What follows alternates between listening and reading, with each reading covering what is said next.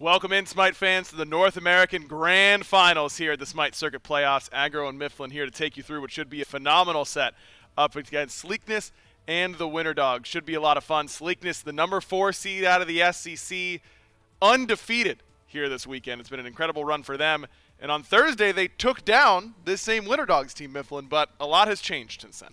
A lot has, man. The Winter Dogs have fought a hard-fought battle throughout the losers bracket to rejoin Sleekness here in the Grand Finals, but I don't know, dude. Sleekness, they're playing like men possessed. They've been unbelievable. They started off our entire event here on the North American side with that 2-0 over the Winter Dogs, and then they 2-0'd the Herculean Hoofs, who then subsequently got 2-0'd by the Winter Dogs, and that's how we've ended up back here in the Grand Finals. But because Sleekness is coming from the top side of the bracket, that means that it's a 1-game advantage for them in this best of 5, and as we just saw over in Europe, that 1-game advantage can make a huge difference. It really can turn a best of 5 into essentially a best of 3 if you're able to take 2 straight. You're given a buffer, so you don't have to concern yourself with game 1 nearly as much, but every single match matters. It doesn't matter that you come up with a 1 lead. I'm sure Sleekness would love to take the first actual game of the set.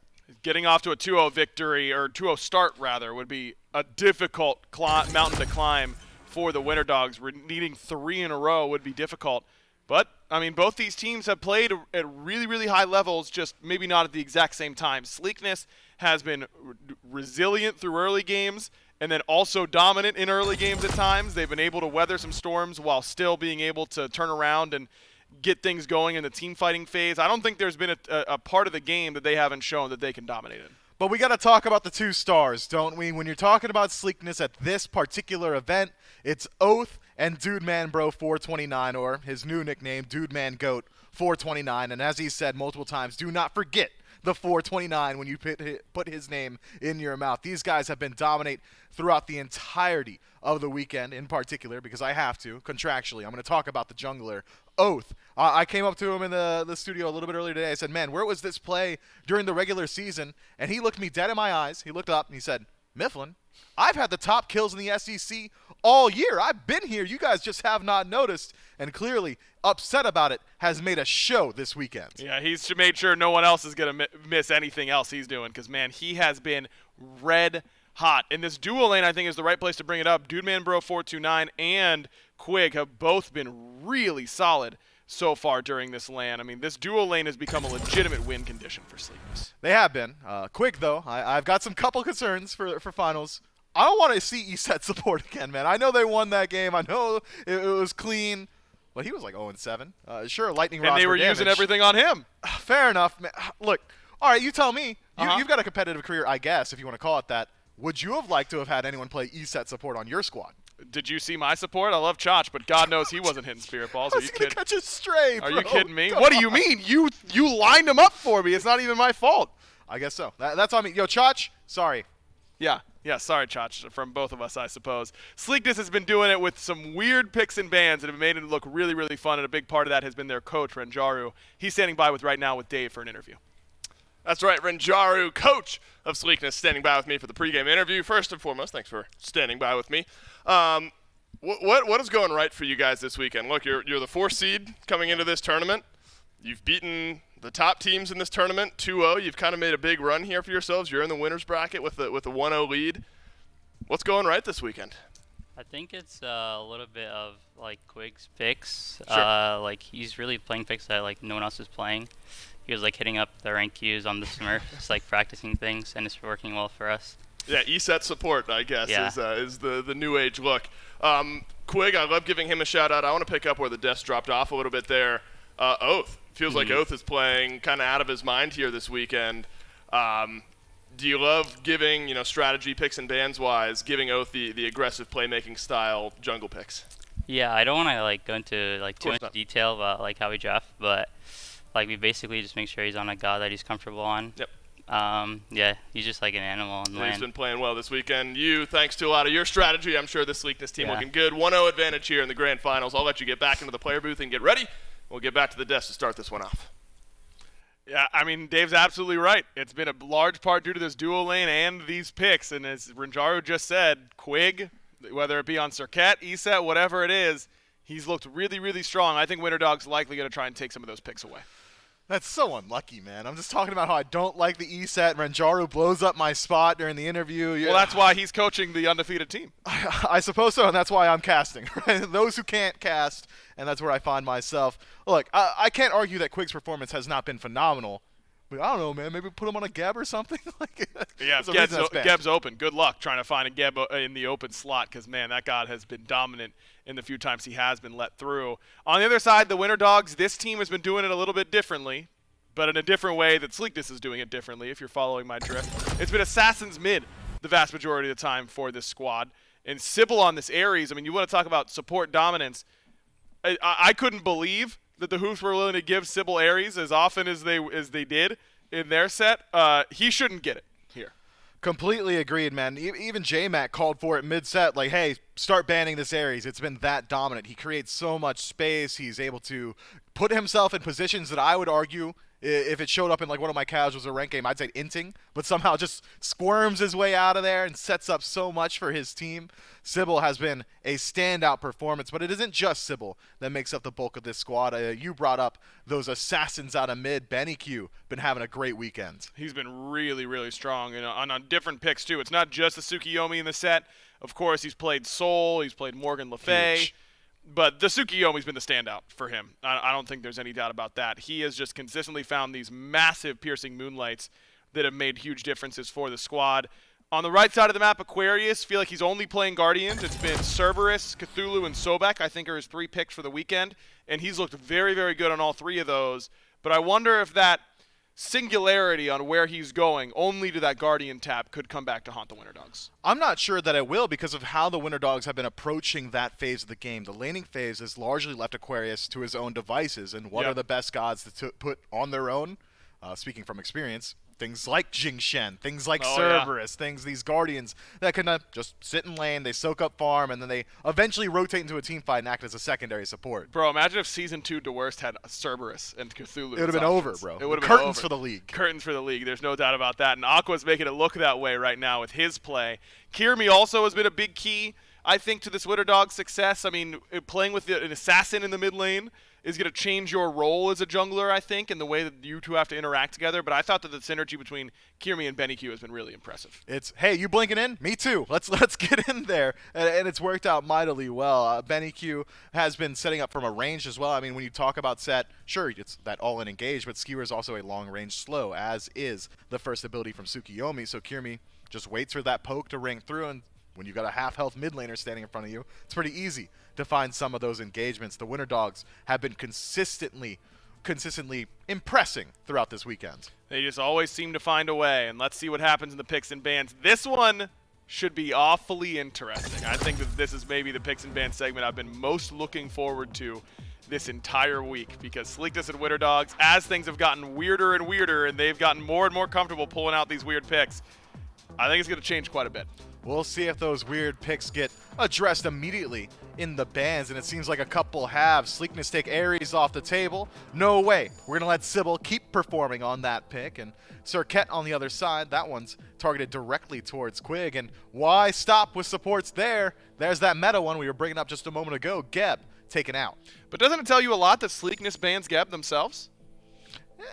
First pick? They don't want it. That's exactly what it means. That tells me a lot. And if I'm Winter Dogs, I'm going, okay, sweet, let's put that one in the memory banks. And when we are first pick, they're operating with 2 bans because we won't ban Geb. And if they can't play it, then they have to ban it. But Sybil has been performing so well on aggressive picks. It might not be that he's incapable, but it doesn't fit the style of draft that they're electing to go for. Does Geb really scream to you Sleekness? Yeah, kinda. Dude, Cataclysm chunks you for like okay, yes, a quarter of your Cataclysm's health. nasty, but it's not how Sybil plays. He's not going in there and dealing damage, crazy as it is to say, with Ares being his signature. It's all that CC burn. Sure, Geb brings it, but Geb doesn't bring that same level of displacement that Ares does. I would almost argue, and this is wild, I realize I'm out of pocket. I'm going to say it on the desk. I wouldn't be surprised if like Sybil brings out like Da Ji. That's how much he like really likes pulling people. Yeah, him and Quig, man. Quig really willing to do some weird stuff as well, as Winter Dogs have already taken away his Cirquette. It's triple support ban onto Sybil now, as it's Ares, Geb, and Terra taken off the board here by Sleekness. Whereas Winter Dog's looking at that duo lane. Dude Man Bro has gotten this Izanami ban from him multiple times during this LAN. It's one of the top bans against them, and for good reason. He has been phenomenal on that Izanami. And the Winter Dogs now trying to decide what they want to ban. I mean, Odin's still open, Cthulhu's still open, Ullr's still open. Somehow I have to say contractually that ESET is still open. I mean, there's a lot here on the table. There is, and we haven't even talked about the Tiamat, some of these other very highly prioritized Guardians like Sylvanas, Khepri out there as well, the Morrigan, but instead it is that Cthulhu taken off the table. You know what I would take here? I'd What's take that? Cerberus. You take Serb? I do. I think I give Cerberus to Chronic, and I force, if they want to play a Guardian in solo, I think the difference between Cerberus and Sobek is really big. I think Cerberus is significantly better. I agree. Cerberus not only going to have multiple targets of AoE CC, so you're not just using Pluck and burning one set of beads, it's multiple, but also can hold his own in the lane very well. But this is what I would have likely have taken in that first slot. The Morrigan is such a strong individual pick. It opens up your composition so much. Now if you can find some great team fighting tools, you'll have two pieces. You've got great 1v1 potential. Morrigan has proven to be a lot safer than I think a lot of us had expected throughout this year. Should have been allowed to free farm more often than not. This is a pick that's very hard to argue against right now. And look, if BenQ wants to play Assassins in mid, if he can get the Morrigan, he gets all the benefits of playing an Assassin in mid without any of the drawbacks. So this does make sense, certainly, from Sleekness. But Winter Dogs now have the option of snagging a couple of picks. Loki has been big for both of these junglers during this LAN, so wouldn't be surprised to see a Loki prioritization on either end of the jungle matchup. Both Kirmi and Oath have been very strong on it. It is Cerberus for Aqua. As expected, they have top 2'd this god or Cthulhu nearly every time. But that means that Odin might not be going to the solo lane, but it doesn't mean it won't be getting locked in, because it will for the Winter Dogs. And I've got a guess on where that's going. Support. It could go support, it could also go jungle, but I am also hedging my bets towards that long lane. But this feels like to me now Sleekness are in a position to take one of their signature picks, the Loki that you had highlighted. But it's a Nike and a Hachiman hover here. If Nike gets locked in, has flex potential both into the jungle and into solo. But I'm surprised to see Loki not get at least looked at here. If it's not taken by Winter Dogs in this third pick, you're probably just banning it out. Yeah, I agree. I'm a little surprised. But it doesn't kill tanks that well, and all you're seeing right now is Cerberus Odin, and those are gods that you don't really kill that well. And now it's a Heimdall pickup here for Wowie for the Winter Dogs. This is a pick that he has gone to. I think it got banned from him in that second phase of the Winter Dogs versus the Herculean Hoofs. So Heimdall instead of the Loki, maybe getting some insurance against the Loki. Yeah, that might tell me that the Winter Dogs won't be banning it out themselves.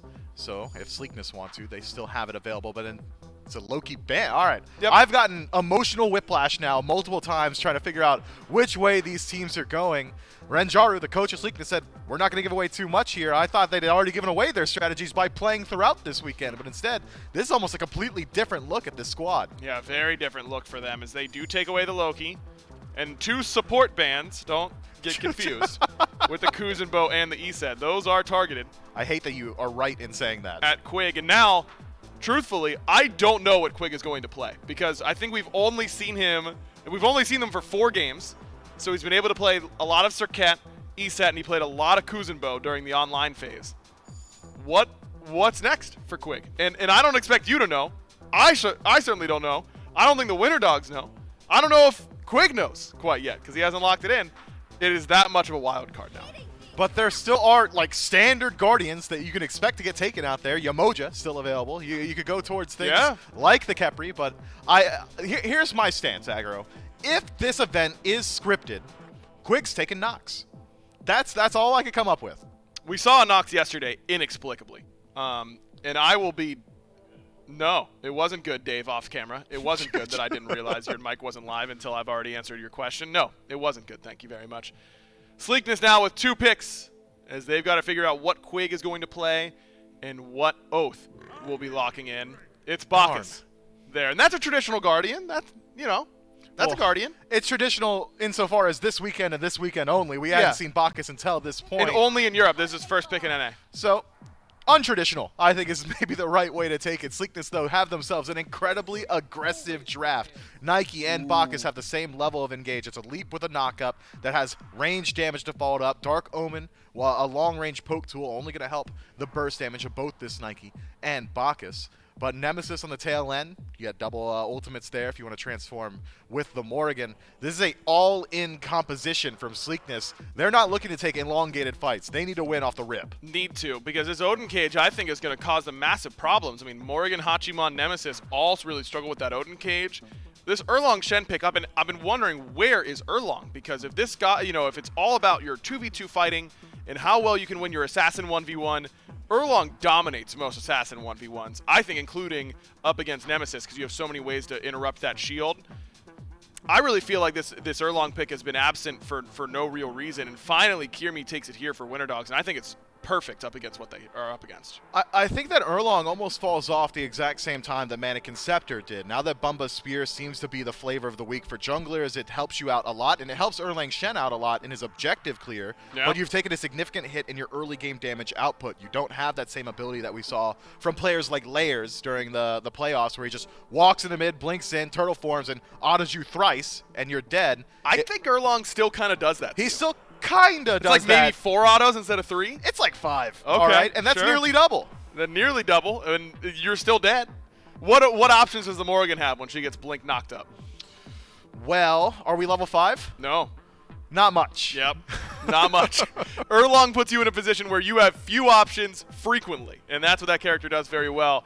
Who do you think is going to take this game 2 here in Mifflin between these two squads? I like both of these compositions a lot, but when you're evaluating a game 1 situation, when you're playing with essentially cold hands, first match of the day, I think it's a lot about ease of play of composition. It's something that Inbound brought up during some of his test segments. And when you're talking about ease of play, Winter Dogs have it. That is a pretty easy to execute on composition. Heimdall, incredibly safe in lane. Your engage is one note in that it's going to be a blink-in giant circular ultimate, either Stygian Torment or Ring of Spears. And then once you're given the opportunity to look at these objectives, you've got burn potential. Auto attack jungler, auto attack mid laner, and a hunter. I really do like this Winter Dogs draft. I mean, Winter Dogs have been phenomenal all lane long, save for that first set up against Sleekness, and I think a big part of it has also been Aquarius out of that solo lane, his Cerberus, his Cthulhu. Both of those have been dominant, and I feel like we've seen a ton of Nike. The Hoops were prioritizing it top 2 basically every single draft. I think Nike has underperformed from what my expectations were, but teams still seem to be going back to it. I mean, she's just a consistent pick. Nike, to me, is one of those, hey, we want to pick your god here. What do you want? Oh, I don't know what their draft is just yet, so get me something that I know is just going to be able to perform. And Nike, with that secondary HP bar, thanks to the Sentinel of Zeus, the ability to disrupt backlines regardless of who the backline is very nice. And, well, Rend being a disarm up against a triple auto attack composition, probably going to find some value. Probably going to find some value. We're waiting to get into game, so appreciate your patience. These players getting locked in and ready to go here in studio on the land. This Nemesis pickup here for Oath, Susano, Loki, those have been the kind of picks that he's been going for. Nemesis, a slightly different look. Do you think that this is still a hard carry type of jungler that he can do what he's been doing? I think so, especially with how the itemization has changed for junglers recently. Now you can go to that serrated edge in like the second slot on Nemesis, Jotun's Wrath very early on. You're hitting your power spikes relatively quickly. Nemesis in ages of past was, all right, I'm a late game win condition. I'm going to be a chainsaw similar to Kali. That is no longer the case. She now can utilize those auto attack cancels, the double dash, the slice and dice, all for early game pressure. But who is the ultimate target going to consistently be for Nemesis in these team fights? It's not as if there are immobile, large targets. It's not like there's a Zhong Kui or anything else, Cthulhu on the other side. Maybe you're trying to shut down this Cerberus when he blink and engages, but then he's leaping away. Maybe you're trying to shut down this Odin. He can walk through his own Ring of Spears now. This Nemesis ult, I'm going to be very curious to see how he applies it in the team fight. Certainly the Soul isn't the good option. Slow immune whenever you start using Disapparate, so I agree it could be problematic trying to find the right target here for Oath, but it should be a lot of fun, man. This game 2 between Sleekness and the Winter Dogs. Can the number 4 seed continue to be undefeated here in the grand finals? That's right. Make no mistake. This is a 4th seed versus a 1st seed, but flipped. Sleekness in the winner side of the bracket. They have the 1-game advantage going into the North American Grand Finals of the Phase 2 circuit playoffs here. Both of these teams qualified into the SMITE World Championship placement round, all that sort of fun stuff already. This is about bragging rights, prize money, and walking away a land winner. And right now, Trelly, Sleekness have been playing the brand of SMITE that you'd be betting on them to walk away winners. Oh yeah, they haven't dropped a set all week. They've been looking phenomenal, and like we said, this Nemesis pick for Oath, that's going to be pretty sick no matter what. He was usually playing those late game hyper carries, you know, barring like the Susanoo, of course, but Nemesis can be pretty sick at any point in the game with the, again, the way Myth said, this itemization of the junglers right now. I'm not sure. Has Sleekness dropped a game all weekend? I mean, they've won every set they've played. And for a while, we had all these 3-game sets, and then we get a Sleekness set, and it'd be a 2-0. And then we go back to all the 3-game sets, and then it'd be Sleekness, and they'd get a 2-0. It just feels like everyone is playing the right SMITE at the right time. Oath, we already discussed on the desk a little bit. You discussed the Nemesis pick here. Oath, one of the kill leaders in the SEC throughout the year, despite the 4th seed for Sleekness coming in. Oath has been playing a consistent brand of SMITE. But Quig, Dude Man Bro, turning it all on at the right time. That said, we have to heap praise on the #1 seed coming into this tournament, and that is the Winter Dogs. Suffered a loss to Sleekness earlier on in the weekend, but this is a Winter Dogs roster that has found consistent success over the year, but they've got to do it in 3 games here, already down 1 game here in Game 2. Yep, they definitely have a solid roster to do it. Benny Q has been playing pretty phenomenally this week as well, but this time going to be pulling out the Soul. He hasn't been shy of these mages, but we've just seen more success on these assassin mid lanes like the Tsukuyomi. Right. And the set, of course, so we're going to have to see how this... What a world we live in. Right. That's where we've seen the most success. Tsukuyomi mid, set mid, but the Soul is somehow one of the weirder picks that Benny Q himself has pulled out this weekend. But I think tried and true, right? I mean, the Soul pick is something that we've seen. Big damage numbers and potentially some counterplay to some of what Aggro talked about with Oath and those sorts of things moving forward. Solo lane matchup feels like it'll be quiet between a Cerberus and a Nike, but Trelly, I think adding the Morgan in here for Sleekness is where the solo lane really gets exciting, because we've seen plenty of Morgan plus Cthulhu. We've also seen plenty of Morgan plus Nike. Oh yeah, and double Nemesis is definitely going to be a strategy as well. If they need to, the Odin cage could be used by Nehu as well. If you're Nehu right now, you pretty much just have a bag of tricks. No one really knows what you're going to whip out at any time. As we mentioned, the Nike is pretty good get out of jail free card because of that big Sentinel of Zeus shield you can receive. So if you're Nehu right now, you're pretty much just waiting to see exactly what you need, but I'd be surprised if we don't see that double Nemesis. We're looking at a very tanky comp here for the Winter Dogs. They really effectively have 3 tanks if you count that Erlang jungle. Good point. That's something Nehu's going to have to keep in mind. Making the right transformation. You know, sometimes you get into a spot where there's one Morgan transformation, you want it all game long, and your choices are easy, but depending on the situation here, might want the double Nem. Could be an opportunity for double Nike in some of these team fights, so we'll have to see how Nehu is able to adapt to that moving forward. Looks like a Doomorp start for Nehu there out of the mid lane. Feels somewhat standard for what we've seen on Morgan up to this point. And then a little lifesteal for Benny Q there on the other side. We wondered how this Erlang Shen would itemize. Still Bumbuzz as a starter item there. And the desk discussed, Trelly, that Kirmi does have the potential early in this game to find some action in this 2v2.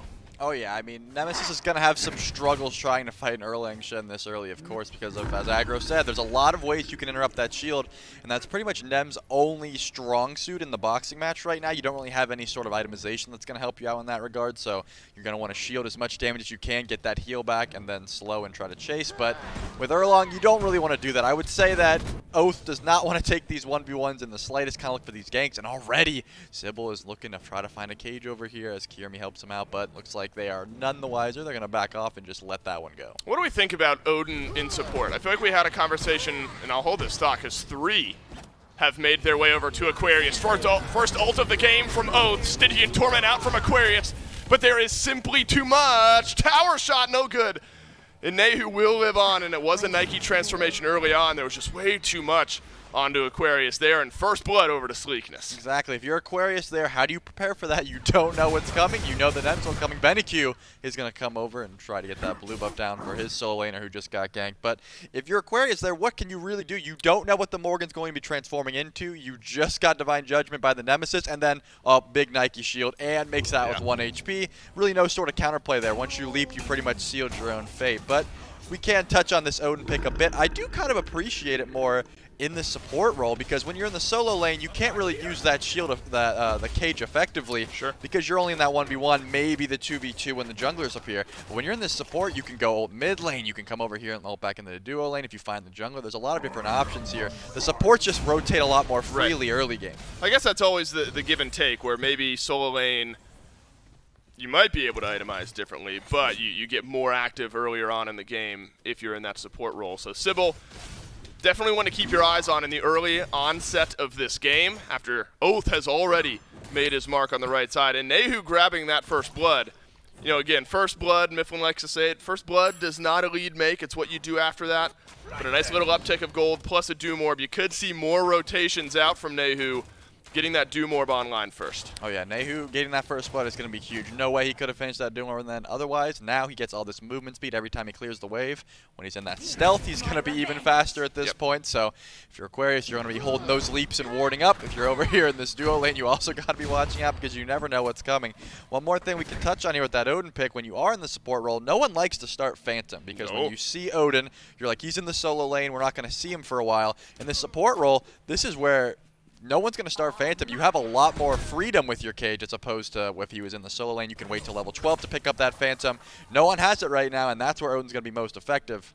Right, so you need to see Kirmi just like that. Sybil doing this. Cage onto Oath. Judgment out, but yeah, no chance there. Kirmi getting active alongside Sybil. Quig blinks forward, finds a stun, but a nice double taunt from Kirmi, cancels it out. All the damage finds its way in on the back end, and Sleekness is able to even up this engagement. Sybil with the jump out of the backside uses his last bit of mana and just a bit of HP on the other end, but Benny Q rotates through. Wow, he's got the ultimate, and this looks like a big one for the Winter Dogs. It is a multi-kill swing over, and Benny Q's got 2 of them. That's exactly what you want to be doing if you're Sybil right now, looking for those early cages. Absolutely shuts down Oath. And then Nehu thinks, oh, I'm big, strong Nike, I can take this fight. Once you transform back into the Morgan, you're getting absolutely chunked by that supernova out of Benny-Q. Beautiful play out of the Winter Dogs here, and it looks like Chronic is trying to make something happen, because he does have a bit of lane pressure over there, but that rotation is going to lead to nothing. But Benny-Q 2-0 off of that, and probably already building into this Stone of Fall build that we've seen him try before. The Bancrofts into Stone of Fall is going to make this very difficult to kill as well. And I love, look, Trelly, you're spot on there. You said, look, Sybil early in this game can get active. We know what Erlang Shen wants to do early in these games, and it's both of those two starting off that fight. And so it's right on time for the Winter Dogs in both of those power picks. And what's important here, I think, is that it affects a lot of the map. That's a big ultimate out of Oath. Kirmi, no chance. And just tries to back in an uncomfortable spot. That's one of the quieter kills you'll see. Might be sneaky important. That gives a kill over to Chronic, gets Oath back on the right track after a tough fall down there in the mid lane, gets another assist on board. And so this Nemesis has been active early. Oh yeah, if I'm Oath right now, I'm pretty happy with how I've been playing. I'm a little upset that I have 3 assists and no kills. Yeah, it feels bad. But besides that, he's been getting very active. Gets caught up by the cage once. You can't really, well, nothing you can do about that one. Just try to position yourself better next time. But he's not going to let that keep him down, as we just saw. Found Kirmi at those backs there and is going to make him pay. Sends him right back to base. Still no kills on the board for Oath though. 3 assists, man. Could be another one here for Sybil. 3 assists for Sybil. Lots of damage out of NEQ from the mid lane, but the ultimate is already gone. Dude Man Bro able to kite backwards. Nehu in the stealth. That's a massive double stun from Quig, and big damage from Dude Man Bro on the other end. Easy as you like. Nehu rotates through, in and out of the stealth, grabs a kill, and Sleekness will not let off the gas anywhere on the map. This one a little bit quieter than what we just saw on the duo lane side. This will be the chase over from Chronic. Does not have the Ren, does have the blink. Blinks exchanged. And by the skin of his teeth, Aquarius will live. Aquarius had Mystical Mail there. If that blink was a second off, he would have been put into combat and not be able to make it. But I want to touch on Dude Man Bro. Can you see exactly how much he held that dash right to juke the Supernova? He was stuck in the cage, broke himself out. It takes a lot of patience there. A lot of people might have panicked and tried to juke around the cage. I'm a lot of people. Oh, I might have done the same exact thing, but this man on LAN, as we've been talking about, Dude Man Bro 429. Do not forget those numbers. Nope. Perfectly played. Perfectly played, and a chance now to not only survive, but maybe grab something. Kirmi takes a lot of damage, but will walk on out.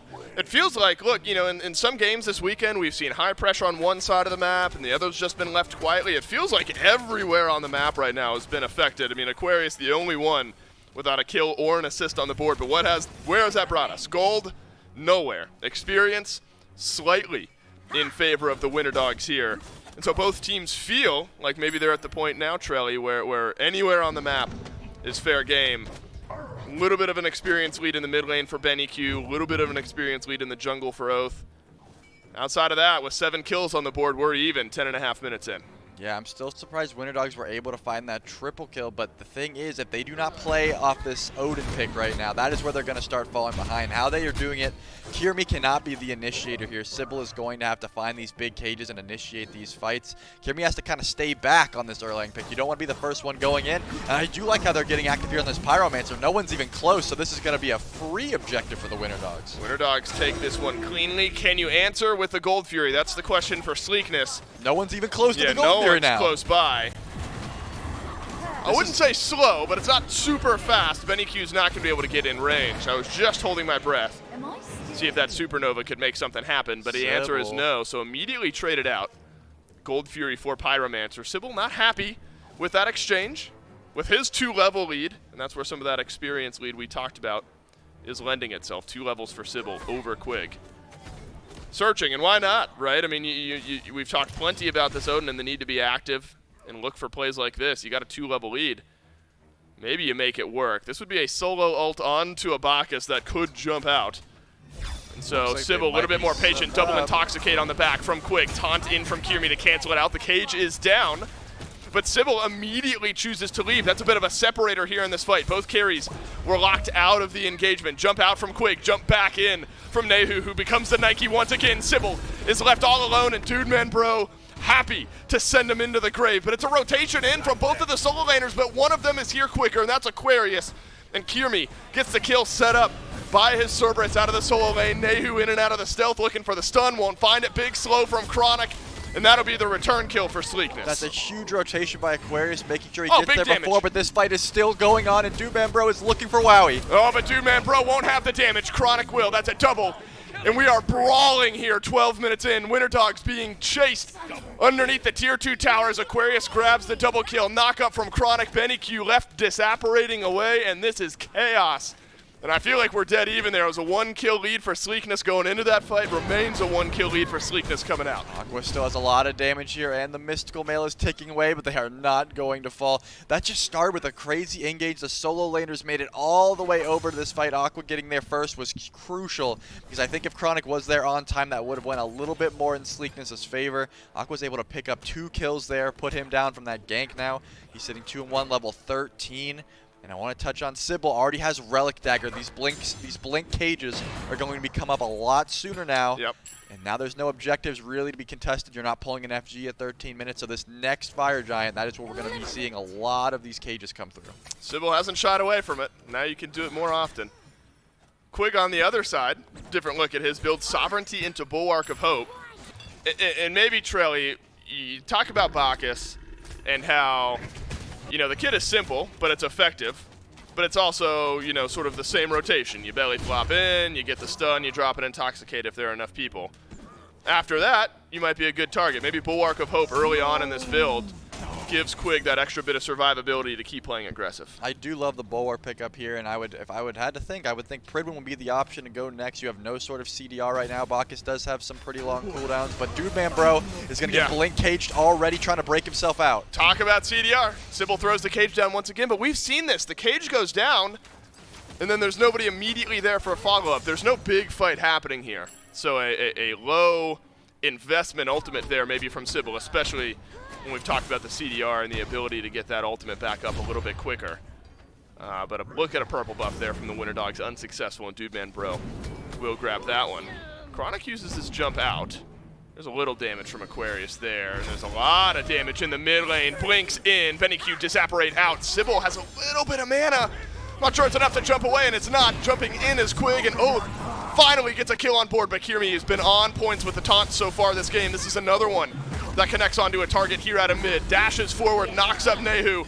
who immediately transforms into the Nike, grabs the health shield, and heads on out. It is a 1-kill fight for Sleekness in the mid. Aquarius over here lurking. He did make the rotation because Chronic could not, but it looks like that's going to be it. Supernova was a little bit off the mark there. Benny Q does have a lot of damage in this build, but Nehu, the option to turn into a tank right now is absolutely huge. You think it's a squishy Morgan pick, and then boom, you have a Nike. Like we said, that Sentinel of Zeus is going to make sure that you really can't focus this Morgan out right now. That Gold Fury, the Oni Fury, is about to spawn in. It's going to be a huge point of contention here, but Benny Q is level 15, has a level up on Nehu despite how well he's been playing. Now here's the thing. We have maintained equity in the gold department, though, as well. We talk about level leads here and there. Still one in the jungle for Nehu, a couple for Benny Q. Was a 2-level lead for Sybil and support. That is now shrunk down. And so you're talking about these minimal level leads. I mean, 2 isn't minimal. That's the largest in the game right now. But gold is a non-factor. Gold is literally dead even between these two teams. So itemization-wise, we're at a pretty even spot going into it. Yeah, you don't often see 38 blinking up and down on either end. And so we'll call that even going into this next fight. That said, Trelly, the Winter Dogs were happy to take the Pyromancer just for free a second ago, trade it over to the Gold Fury. You wonder if that strategy changes or if the Pyromancer is still a worthwhile trade, maybe positioning-wise. Winter Dogs feeling like the left side of the map is a place to fight. Oh yeah, they're already looking at this purple buff. Chronic has made the rotation over. This tanky Nike pick is going to want to be by this Gold Fury right as it spawns. Aquarius is here too. We're going to be looking at a 5v5, assuming that Nehu walks over from the mid lane. And Winter Dogs are going to pull this Oni Fury already. The cage is going to be the initiator, unless Aquarius wants to blink in first. Could be a big fight with things as even as they are.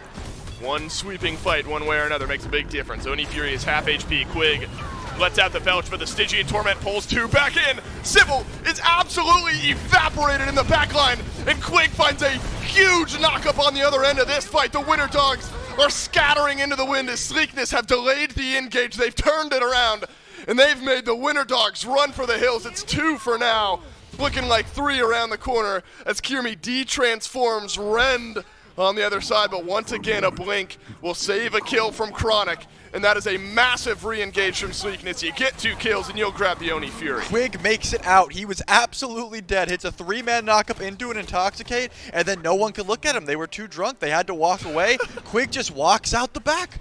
I mean, once that Intoxicate went through, he should have been toast. Sybil gets absolutely destroyed by the Divine Judgment. I mean, once you get that Nemo, you're not... That was nuts. Yeah, your protection gets stripped away, and I think they just thought they had a lot more damage at that point. It was just a perfect engage by Quig. It looked like it was a bad situation. He got picked up by the Cerberus ult, and then he just turns it into, this is what we were talking about with that Awilix pick. You pull Bacchus into your team, you're setting up a lot of CC. And Bulwark of Hope makes its worth there towards the end. He had a sliver of HP, but more than he needed to get the ultimate off, get the belly flop off, turn that fight around. And now it's become a trend. You know, 1 or 2 cages on the back line have kind of fizzled out. There hasn't been great follow-up once or twice. Now it feels like Sybil has consistently been getting someone in the back line in that cage. But Oath has just kind of been hanging around, and Final Judgment's him, and they delete him and then move on with their lives. It feels like there's been great answers from Sleekness. How are you going to answer this, though? There's a Cerberus between your entire team. The Cerberus will pass by like a ship in the night as the Pyromancer picked up by Sleekness. Sybil is here, and Sybil will not steal it away. Stun on a Chronic as a bit of a parting gift. But now both objectives and a team fight over to Sleekness. They've built up the biggest lead we've seen so far this game.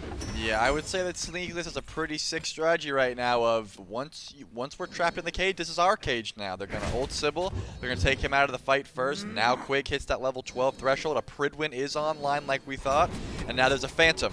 You do have the Phantom if you need to get out of the cage. They've been breaking it very quickly already. Dude Man Bro's got a fair bit of attack speed with the Aussie and the Crusher. So they've been breaking that cage. Have not really seen too much engage with it since they all ticked over that level 12 threshold, and now they have a big lead here. Not huge, it's definitely not massive. The Fire Giant is still going to be a team fight, not really a give-up scenario, assuming that everyone knows what's up. But you just have to be careful because Sybil has been getting deleted, and if your engage relies solely on this cage, he's not going to live to see what happens after the cage. Right, and you have to look elsewhere then. The Stygian Torment was good, but you weren't able to kill those targets immediately afterwards, and so you can see the thread that the Winter Dogs might want to follow after the cage becomes an engage issue, but didn't quite work out in that last team fight. 20 minutes, I mean, we're right in Fire Giant territory here, and Sleekness could be eyeing that as the big objective. Kirmi, Wowie also in a spot now. Both of them have chin size, so you're looking at tank shred. And maybe those two builds, you know, you get Crusher, stone cutting, chin size, Crusher, Aussie, kin size. This double Nike composition maybe feels a little worse against that itemization. I was just about to touch on that. I mean, Sybil has the Sunder now. He's got Relic Dagger. He's constantly going to have 2 Sunders up. I see 2 Nikes on this team constantly. If you're just getting rid of those shields, Nike gets a lot less tanky. Chronic and Nehu. If I'm Nehu, I'm probably thinking at a different selection at this point. If Sybil just saves those Sunders for the shield, it has gotten a little bit less potent. That the Sunder was nerfed a bit, but it still is going to be a big chunk of your effective HP that's gone right now. So if I'm Nehu, I'm probably maybe thinking, you know, maybe I can go for the double Nemesis now. Again, we do have Aquarius blinking in as well as Sybil. We already see how fast Sybil gets deleted.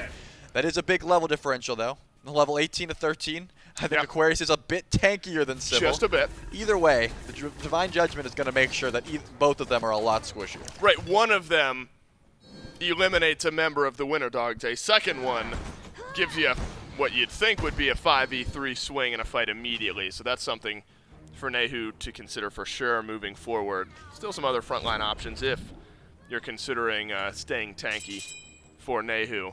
Spectral Armor is there for Aquarius alongside the Prid one as well. So if Dude Man Bro is left untouched in some of these fights, as the Hachiman has been at 3-1 and 4, the crits from the Wind Demon. A little bit quieter here. Looks like we're starting to roll towards another Fury / Pyromancer fight. Of course, the Fury will be up a little bit quicker. But the way Sleekness are positioning now, Trelly, they have their eyes on the right side of the map here. Aquarius uses his jump, but could be an engage. I think should have it up, but jump down, Stygian Torment mitigated out as well. We're moments away from the jump off cooldown, but the immediate follow-up is there, and that is just a simple overextension. You don't know where Sleekness are, but they know where you are, and they grab a kill right at the FG. I'm guessing that was how they planned it. Gold Fury's about to spawn, so Aquarius thinks they're probably grouped around Gold. He's just going to jump on the wave. Big mistake here. That Gold Fury might not be their point of contention. This FG is probably where they're looking at here, but they don't want to pull it. Even with the tanky Aquarius gone, they still don't feel confident. We see the pings. Looks like the Primal Fury is going to be where they're looking at now. It looks like Tower, Primal were the two places I saw those pings. And at least the direction we're starting to see the group here for Sleekness. I mean, maybe it makes sense. You know, it's a swing for the fences. You go for the FG. There's some steal potential there for the Winter Dogs. You lose that fight, this game is right back to even. This is clearly the safer play. I got to agree with you there. At this point, you already have the lead, and they're going to be trying to look for Chronic over here. Chronic is going to get pinned in place, and what happened to one solo laner might Sunder happen to another. misses. Sunder number 1 misses. Stun not in there. That's a great cage. Locks in 2, and now Oath might be on the menu as well. Chronic will jump out, and he will survive. And Oath, who came in to help out his solo laner, ends up being the one to go down. And the Winter Dogs don't make the same call. They immediately get a pick, and they immediately pull the Fire Giant. But Quig is here. Nehu is as well in stealth. Benny Q stun, loses half of his health bar, but it's a jump in, immediate transformation into the Nike. And a knockback from Wowie. But look at the health bar shred. Dude Man Bro is around the back, and now it's his ultimate that is now missing. He grabs a kill nonetheless as he dashes on out and away. Benny Q is still alive in this fight, and he is still dealing the damage. Quig will jump on over the wall, and it looks like a 1-for-1 trade after the Oath pick is what we've got. The Winter Dogs delayed on the FG. They do not have the Supernova available, so they can't really pull this FG. Benny Q is pumping out a lot of damage, but no great secure. Chronic is already back as well. That could have been an FG pull if that went a little bit worse. This all started because Chronic was a little bit overextended when they go for the gold. Oath comes in, tries to help them out. He gets stuck in the cage. Chronic gets out, and then they turn it into a fire pull. I'm sure they're pretty happy with the picks, but Doomambro and Wowie are down. Without these hunters, they aren't going to be able to pull it anymore, despite having a lot of DPS out of Benny Q. That was a good turnaround for the Winter Dogs. Yep. They're only down about 4 or 5K roughly at this point, so there's still going to be a 5v5 at this FG. That still shows you, you know, despite a 4 or 5K gold differential, having that one extra player in those team fights is enough to counter out a lot of the gold discrepancy here. The decent rotation into that last fight from Dude Man Bro. His ult did a whole lot of damage, unfortunately. On the other end of that, there wasn't much to be had. Both teams are going to start posturing around the Fire Giant pit here. Pyromancer never got taken. This one will go down quickly for Sleekness. Ward coverage in from both teams, so you'll have somewhat of an idea of what's happening here. Doesn't seem like, Trelly, we're trying to roll the dice on one of our solo laners being too far out on this. You know, I think both teams pretty lucky that the Fire Giant didn't end up going down one way or another, and we get another look at a 5v5. Yeah, it seems Oath's 2 deaths have both been to this Odin cage. He's going to have to position himself away from Sybil at all times. Like we've said, he wants to go in after the fact, after the jump, ult Sybil, and then turn on this Odin pick. But right now, if Oath is getting caught in the cage beforehand, it's not going to be exactly how he wants to play this fight. And I'm curious, because Quig is the one who has the Phantom.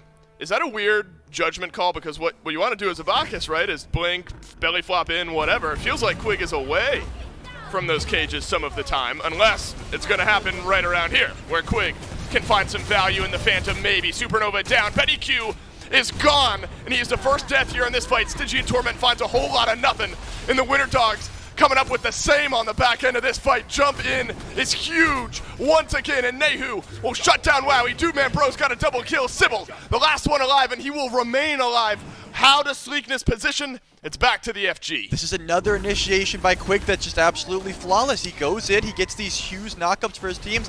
He's got no sort of damage built. He's not doing the damage himself, but what he is doing is CCing them. Benny Q gets absolutely deleted off that because Oath gets to the back line off the CC. They're playing so well together as a unit, and it's because these tanks are able to make this space. And Nehu being a pseudo tank as well, he's been the Nike every single time. Yep. And Oath is now looking to strip away their jungle. They're not letting him get any sort of morsels to come back in this game. No, absolutely not. It's Odin at level 15. Of course, that is a support Odin.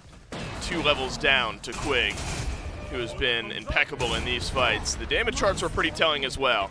And I think, you know, there's plenty of value to this Erlang Shen pick, but second to last on the damage charts. Feels like, Trelly, Erlang Shen is not immune from having games where you're just kind of largely ineffective, where it's difficult for you to find the engage and the freedom to auto-attack down your targets with a build like this. And I feel like Kirmi has been countered out more or less. Yeah, I would say the desk touched on it pretty well. Without the Mannequin Scepter, Erlang doesn't see that same early pressure that he used to.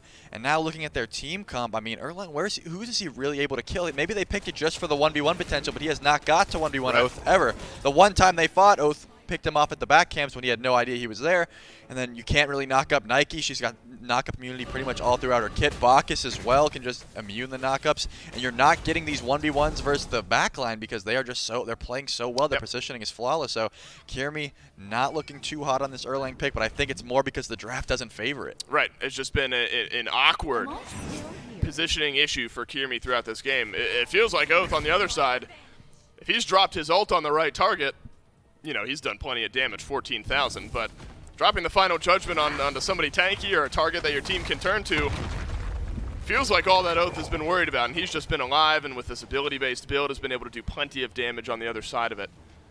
And so that is one aspect of this game that has felt just fine for Sleekness. But we get a little bit later into the game, still 5 Fire Giant buffs for 2 minutes and 10 seconds. Everyone outside of the supports is level 20, so XP meaning a little bit less. Quig has the ability to upgrade that starter, and so that's going to be a difference going into this fight.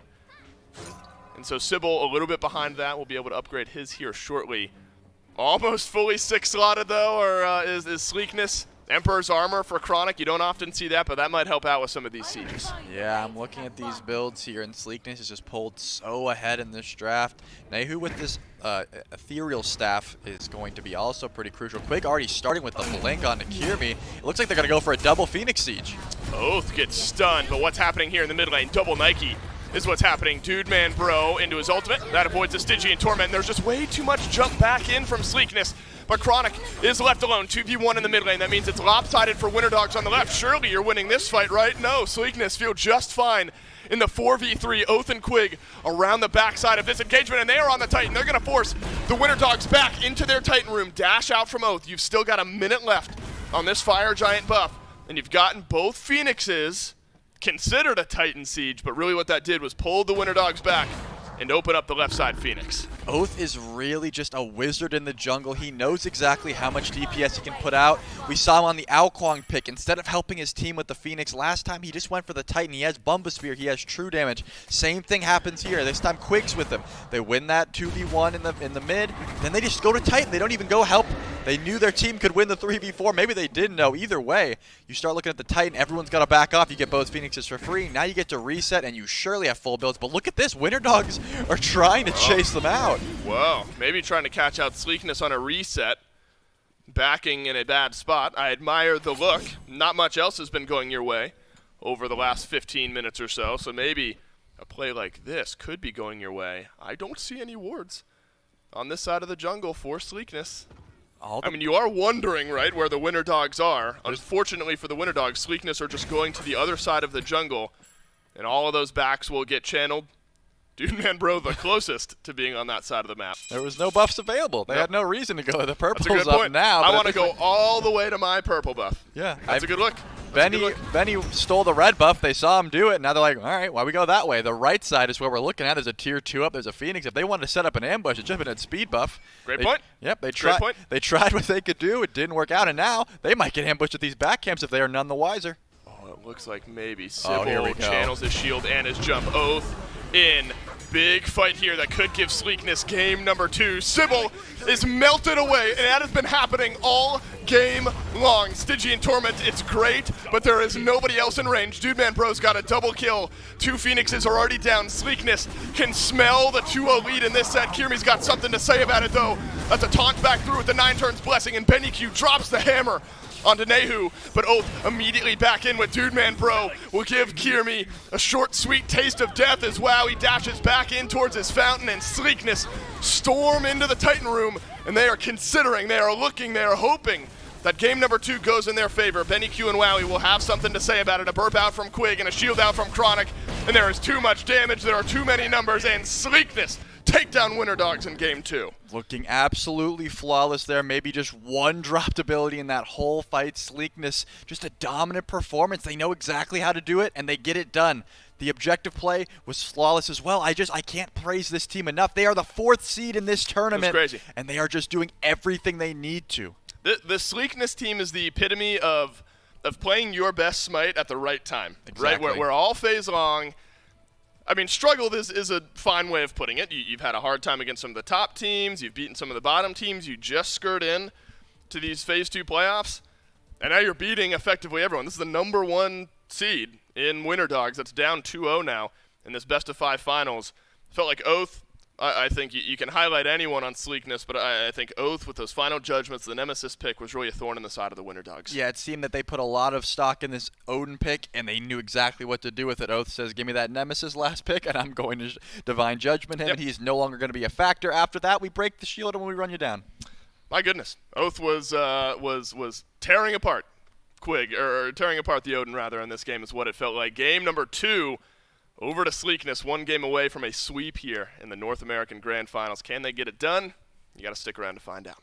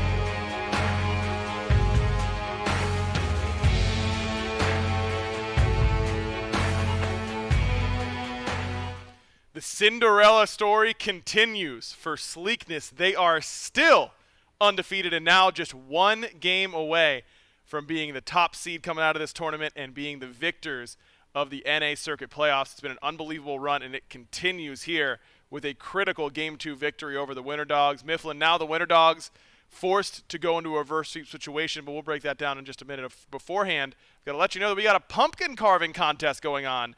You can carve your own SMITE-themed pumpkin and put it into the official SMITE Discord server as long as you do so before October 29th at 11:59 p.m. or Eastern. I assume that's p.m. I don't know.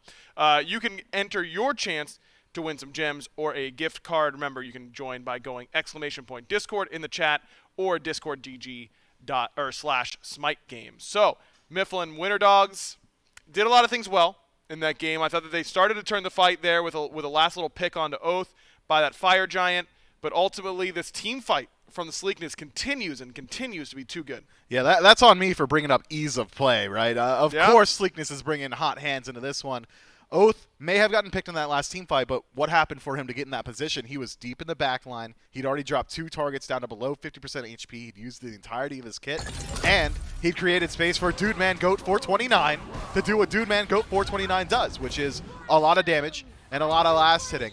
It just felt like Sleekness in the early game were picking their engagements a little bit better. Every single time they rotated out, every single time Chronic specifically rotated out, it was a numbers advantage in the mid lane. They dive deep onto red buffs or into the tier 1 tower, find a pick, back up, and then by the time Aquarius got there, the fight was either already over or the fight was so overwhelmingly in favor of Sleekness that it was a little bit too late. I thought that Oath would take a little while to hit the ground running on this Nemesis pick because he didn't really have the greatest targets for his ultimate. Not the case. He didn't care about the slow. It was just about the damage. This Nemesis was playing a pure burst style, and then Sleekness routed every single team fight, separated these engagements. There's no reason Dude Man Bro 429 should be able to walk behind That is psycho. an entire engagement. That is psycho positioning. That was the first clip we've seen of it, Aggro. It happened 3 separate times that game. I know. He's playing like a man possessed. I can't believe what I'm seeing out of Dude Man Bro 429 because, look, let's call a spade a spade. He struggled heavily. That's still being too kind, I think, for how his SCC join started with the Sleekness squad. He is now unreasonably carrying games. 9-2-6 for him. Chronic was fantastic on the Nike, 3-0-12. And then Oath, the shining star, as well, 6-2-12. I mean, the whole team making it work. Quig got all of his gods banned out.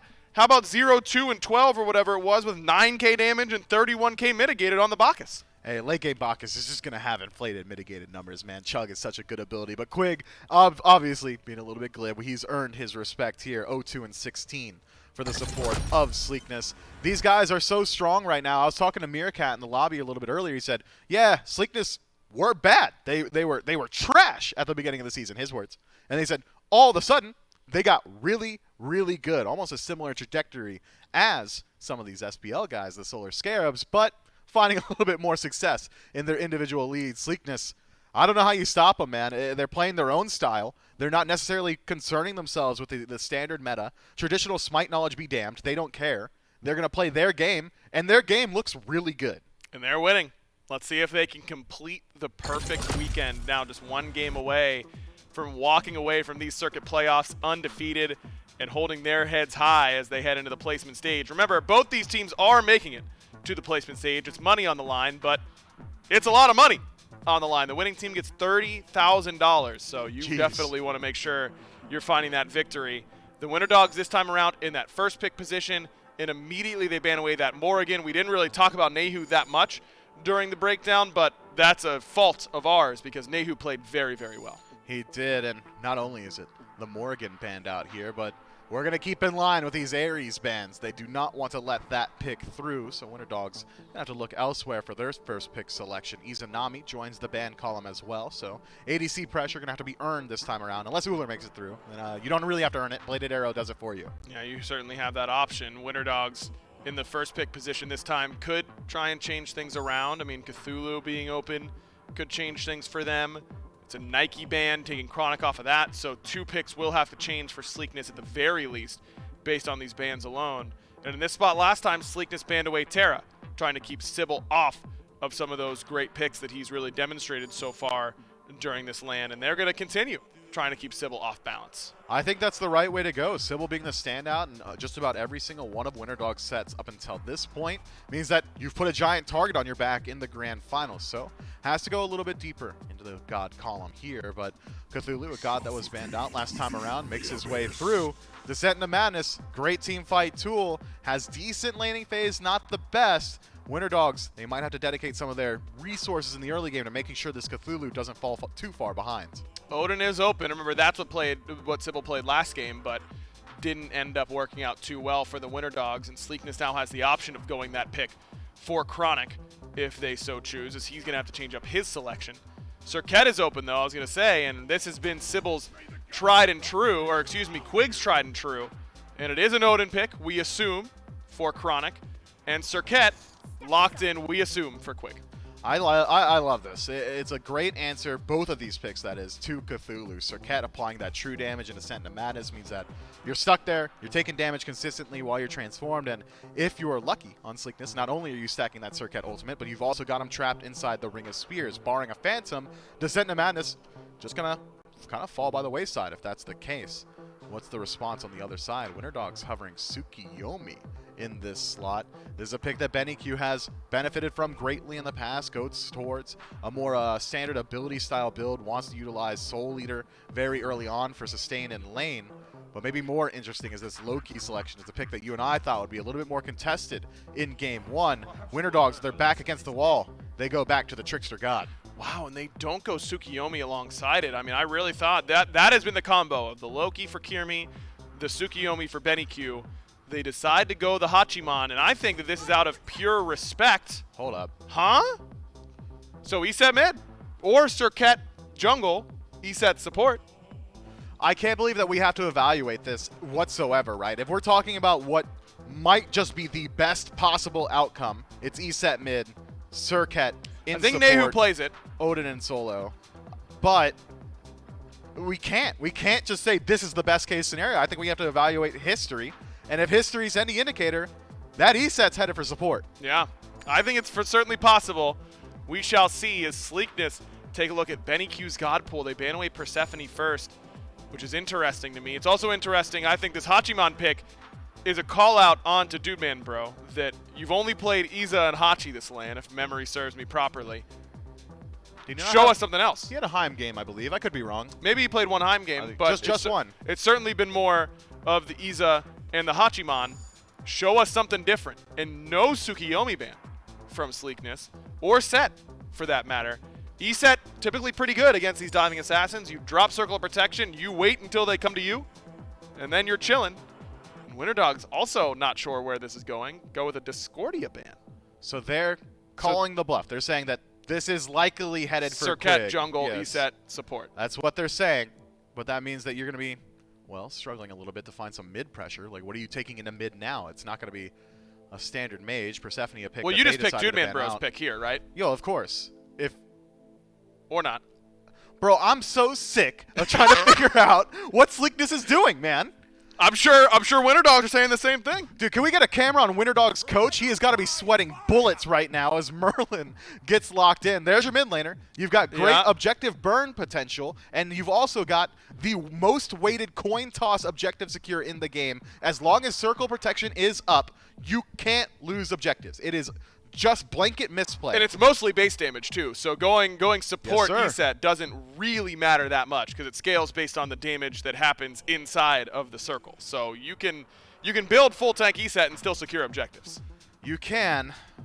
God, I hate that we're coming up with good reasons for this Eset to head over to support. Sleekness have themselves another wacko Mickey Mouse composition, and it's just going to work for I'm them, just I so think. surprised, like, how much value do you get out of counter-picking a whole draft as an ADC? Pretty low. Pretty low. Unless you're going for, like, another out-there pick. Like, maybe right now, looking at what we've got from Winter Dogs, I wouldn't be surprised if we see an Artemis selection unless something here is something that counters out what Artemis brings. Maybe you're trying to do that, especially as you highlighted. It's an ADC that he's not super comfortable on this weekend. He wants to wait a little bit longer. Now I don't want Artemis because their dive just got way, way better on the side of Winter Dogs. Wukong mid. Sleekness could go towards the Heimdall if they're worried about this dive potential, and it's something that has a good layer of safety. Yeah, I feel like Heim could be No good. shot. That's the safest hunter in the game. That's Or just Jing. it. Jing is a really good pick here up against the Cerberus, the Wukong. Their knockups don't really matter to you anymore. But Charybdis also. Charybdis invalidates Assassinate.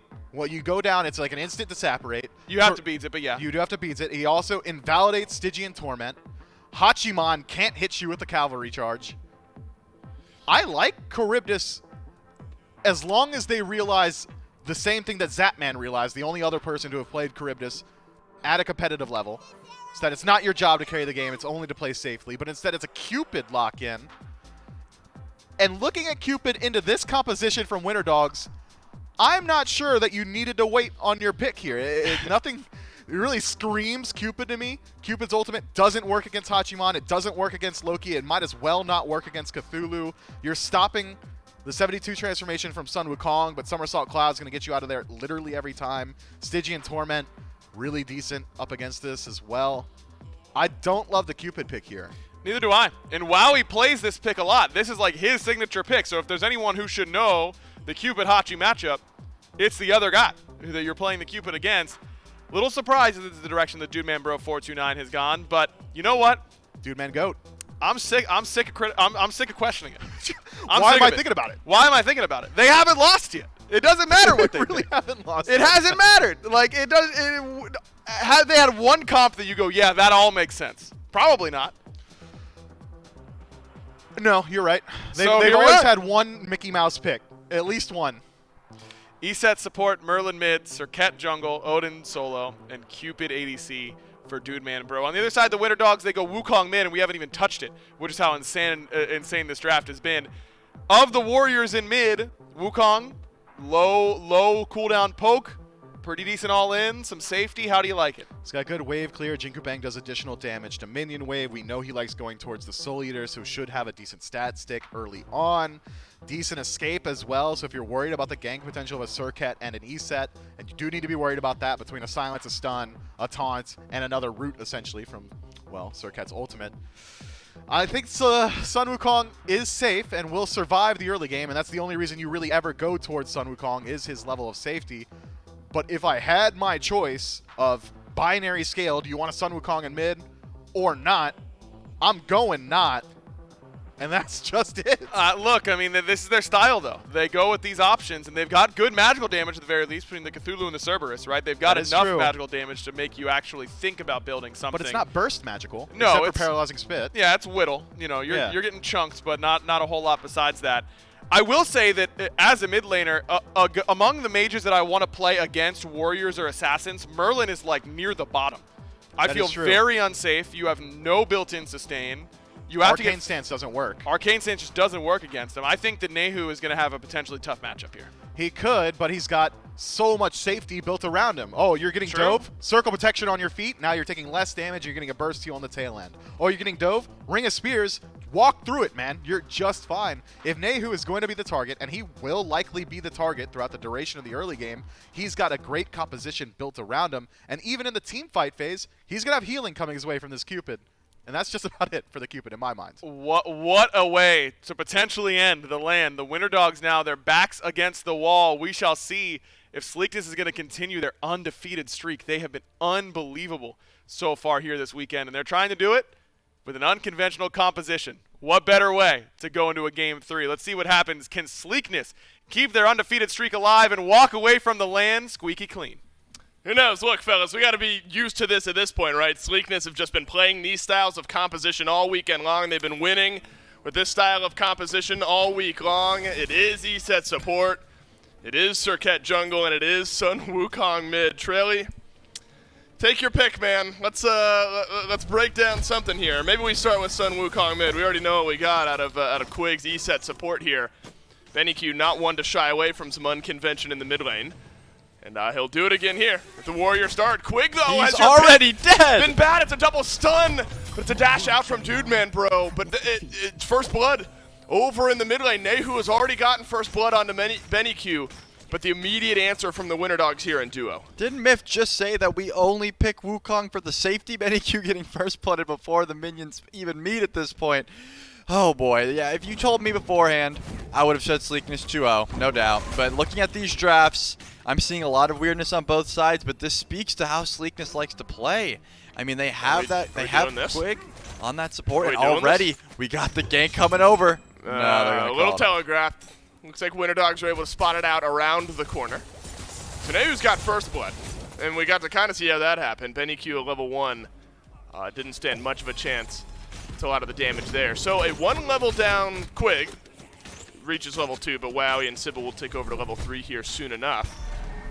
Won't shy away. I mean, it's clearly not what you want on this pick, because the last time we saw Quig on E-set support felt like was able to just silent spirit ball, run it down every single time, and that was working. Now you got a 1 death in the back pocket. You got to consider your engages a little better. Yeah, Quig's just going to have to play a little bit safe here until he finishes what I can only assume is going to be the sovereignty in that slot, and then he'll be able to play a little bit more fruitly. But Benny Q starting Blink, not even beads, into Oath Circuit. That's why he died once, and he might die a few more times. I mean, if they just look at that aggression towards this Wukong without any beads, he's not level 5 yet. It's going to be very difficult for him to survive. He's probably going to have to use that Somersault Cloud every single time he gets taunted.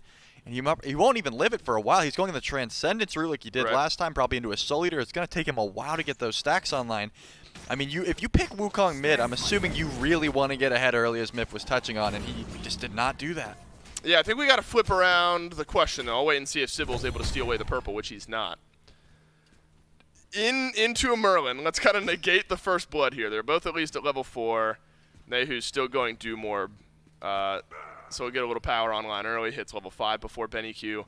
Is this a lane that normally you would expect Benny Q and a Sun Wukong to be able to exploit up against a Merlin? Oh, of course. I mean, if you can close the gap and get to the Merlin, he's going to die every time. But, I mean, that's probably why he picked up the Blink. He probably thought he needed to do that. Kirmi is level 5 here. Assassinated in from Kirmi, and there's damage onto Nehu on the other end.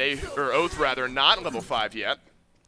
And so we do see a 2v2 in mid. This one fizzles out just a bit. Assassinate down from Kirmi, so that'll keep Nehu alive for a little bit longer, but Bede's also gone. And so maybe a worthwhile trade for the Winter Dogs there in the mid lane. Yeah, I'm sure they're fine with that one. Nehu's Bede's being down. He did get the first blood bounty, so he is the one that they want to take down, because he doesn't. You do not want that Merlin pick snowballing, especially with this dive here. I mean, if Wukong can't really get up into the cloud, if he dies even before then, his utility is just completely shot at that point. So you don't want Benny getting behind this mid pick, and you definitely don't want to be giving Merlin any more kills than he already has. Oath finally level 5 here. Sybil's going to find a beautiful Blink ult. Got the Stygian Torment down, but also got Beads out of Quig. Dude Man Pro able to hold on to his. He was not caught in the Stygian Torment. I admire the look there. Look, Sybil's got his level 5. Wowie's got his ultimate there as well. Dude Man Bro, Quig, they're both still level 4. But now it's Fields of Love down. And there's also Oath on this side of the map, who also has his ultimate. Jump in from Oath, and everyone gets out alive. And actually, big damage returned by Wowie. So you see the mindset there from Sleekness. Catch Winter Dogs off guard. Just doesn't work out. They had a lot of chain CC to trap in the Fields of Love, but Sybil just had way too much to get out there. And of course, Oath was a little bit off the mark, had to blink and then dash, which is just too much to expend. You'd think Circuit's got a lot of movement and still was not able to catch them there. Quite unfortunate in that regard. But if you are looking at these builds here, there was a lot used there. The duo lane could still be a point where you could look at these ganks. There are some relics down, and Sybil did ult. And here we go, another engage on Nehu, and no way. No way you're living that without your beads. Yeah, no chance there. Kirmi assassinates in, and Nehu falls. Maybe even with beads. That's a tough one for Nehu to survive. He's able to finish off the Doom Orb. But maybe that's exactly what you need. First blood goes to Nehu. Benny Q a little bit behind. You get beads earlier on. Maybe if you're this Loki, you try to put some pressure onto this Merlin, give Benny Q an avenue back into the lane. Yeah, I would argue trying to get Benny Q back into the game is definitely a high point, but getting a kill on Kirmi is even better at this point. We've seen him really pop off on this Loki pick. We've seen Oath pop off on it, but right now it's in Kirmi's hands. 1-0 for the jungler of Winter Dogs, and he is going to have to look active elsewhere. Again, that duo lane could be a pretty solid point. Quig does have the sovereignty online, so there is going to be some shared protections in HP 5 in the own right, but there is still a lot of damage that Loki can put out right now. We just got to see where he's going to turn his attention to. Yeah, Quig's going to feel nice with the sovereignty. You're playing around the rest of your team, everyone inside the circle of protection, sovereignty, keeping you safe up against Kirmi, Benny Q, Wowie. Magical damage, I think, a important topic of conversation here. The desk had talked about it. I mean, you know that Cthulhu can do big damage numbers. Sybil can there as well. Is there enough, though, from the Winter Dogs where Sleekness need to start considering some magical defense at some point in this game, or between Kiermi, Benny, and Wowie, are you stacking physical D and just leaving it at that? I think you're all right here. I mean, Aquarius and Sybil both are going to be putting out a lot of damage already. Some big engage, and no way Quig gets out of there. Just too much damage. That sovereignty's not enough, and he had 3 more seconds on the beads. And like you said last time, I don't even know if beads would have kept him alive there. Just kind of caught out. Yeah, better that they were down, so he doesn't have to use them again, right? It avoids the temptation of sending the beads out, what would have otherwise likely been a death either way. So now, this Loki's starting to heat up a bit. This is what you need momentum if you're the Winter Dogs. Keep it rolling. Look, you get a kill on the left side of the map here. You're able to get the Scorpion. You're able to put pressure on this purple buff. You got to keep this ball rolling because, look, all weekend long, this Sleekness team has been running with every ounce of momentum they've gotten. They've 2-0 every set they've played. They're up 2-0 in this best-of-5 finals. I think it's important that you look at this as one game at a time, right? If you're the Winter Dogs and you say, we've got to win 3 straight games, it seems more of a daunting task. You got to focus on the game at hand. At least doing so for now are the Winter Dogs. This is what you need to see from Oath, though. You want to win this set 3-0? You got to get back into games like this where the Winter Dogs have taken the advantage. Benny Q up into the somersault cloud. Down he goes. And you'll take that. Oath uses his ultimate. Benny Q uses his. He's able to somersault on out just fine. Pretty sure if Nehu lands that one, he probably dies up there once the last breath goes off. No sort of healing up in that cloud, and that chunk might have just ticked him over. Unfortunate there, just a little bit off the mark. But I think, as we were touching on a little bit, I want to go back to it just for 1 second, is that they do have a lot of magical damage on this team with these 2 Guardians. Yep. Even though it is Guardians, Cthulhu's going to be chunking. Yep. Cerberus with the Ghastly Breath has the Prot Shred. They're Yep. going to be doing a ton of damage with just them 2. Even the Mystical Male is going to be ticking over a little bit of magical damage as well. So I don't think they have to be too worried about the overwhelming amount of physical damage they have, because they have a lot of damage in their own right. The Double Guardian comp is not shy of magical damage. Chronic already agrees with that a little bit. Runic Shield for him first and foremost. That'll help out in lane up against this Cthulhu. Gold Fury is up here. Plenty of burn for Sleekness with Merlin. Feels like that's always a topic of conversation we bring to the forefront of the conversation. The ability to take down these early game objectives. This is a similar play that the Winter Dogs have run a couple of times here. Stygian Torment's no good this time, but Assassinate sure is. Oath sends Kiermi back. Spirit Ball from Quig connects onto its target. You need Nehu to find some damage in this fight. Fields of Love will help you out there as well. Silence from Quig is good. Heart Bomb does not stun onto Sybil, but he is so slow, solo. And Sleekness will grab their second kill. That was a beautiful CC chain there. Sybil just, I don't know if I wasn't quite sure if the ult was off the mark or if Quig was able to wing gust out of it. I didn't quite get to see, but either way, if that ult does hit, that probably would have went a little bit differently there. Stayed a little bit too long. I think that Kiermi's probably pretty lucky to be alive as well. He was juking around in that stealth for quite some time. Nehu is going to be making the rotation, just trying to help get the blue buff here. And I do, Aquarius was able to steal it away even after the mid laner comes through. And he's just going to look to proxy at this point. He's going to stop back. He's blinking in. Whoa, could Nehu be in some trouble here? There's plenty of damage from Aquarius, but you've also got Benny Q waiting in the wings. That is a cage down from Chronic. Aquarius lives with a sliver of HP, and he will live on with a sliver of HP. A massive turnaround in this game as Benny Q has gotten a couple of kills. Aquarius under some threat from Chronic. Blink forward, shield is out, fear is out there as well. And Aquarius will do it again. Has Chronic paid for his transgressions with his life? Yes, he has, and it's a 3-kill swing for Benny Q. That is exactly what you want to see if you are the Winter Dogs right now. 3 kills to this Wukong. If I'm Nehu right now, I'm punching the air. Look, he's already building a breastplate. He knows how much physical damage is about to be diving him. Benny Q already hit level 12, 2 levels ahead. He has Blink. That was his only downfall. He didn't have beats. Now he's got beats. How are you ever going to live this as a Merlin? You're definitely not. Full Jotun's Wrath is going to be finished. 30% CDR. I mean, this is a big swing in the favor of the Winter Dogs. Yep. That's a tough play from Chronic. I mean, you see a low health target in front of you. Your eyes get a little wide. You want to go in. This game has not been going in your direction. You want to make a play to turn it around. It just doesn't work out for Chronic this time. Luckily, we've mentioned it plenty. Sleekness have that they need to win 1 out of the next 3, so they've got some room to play with. It's not a finals losing type of mistake there from Chronic, but you can't let the mental start to sway too bad when the games aren't going in your favor. And this one is not. We were largely even through the first 15 or so minutes of game number 2. This is a different story here, Trilly. 5K experience are the Winter Dogs ahead. 2,500 gold ahead as well at the 10-minute mark. You know, far from game-ending gold lead, but strong enough that the Winter Dogs probably feel like they can do as they please on this map.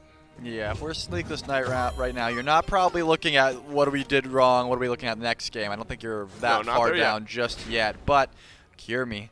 Hold on, I thought he might be looking for something in the stealth there, but you're not really giving up on it yet. No Gold Furies down at this point. They still have plenty of chance to come back in this game. However, I do think that Winter Dogs have kind of figured their way around this map thus far. This blue buff is going to be here, and it's going to be a 4v2 with this blue. Yeah, we're doing it again. Aquarius descends into madness, and there is just way too much for Oath to deal with. Chronic is going to have to jump away.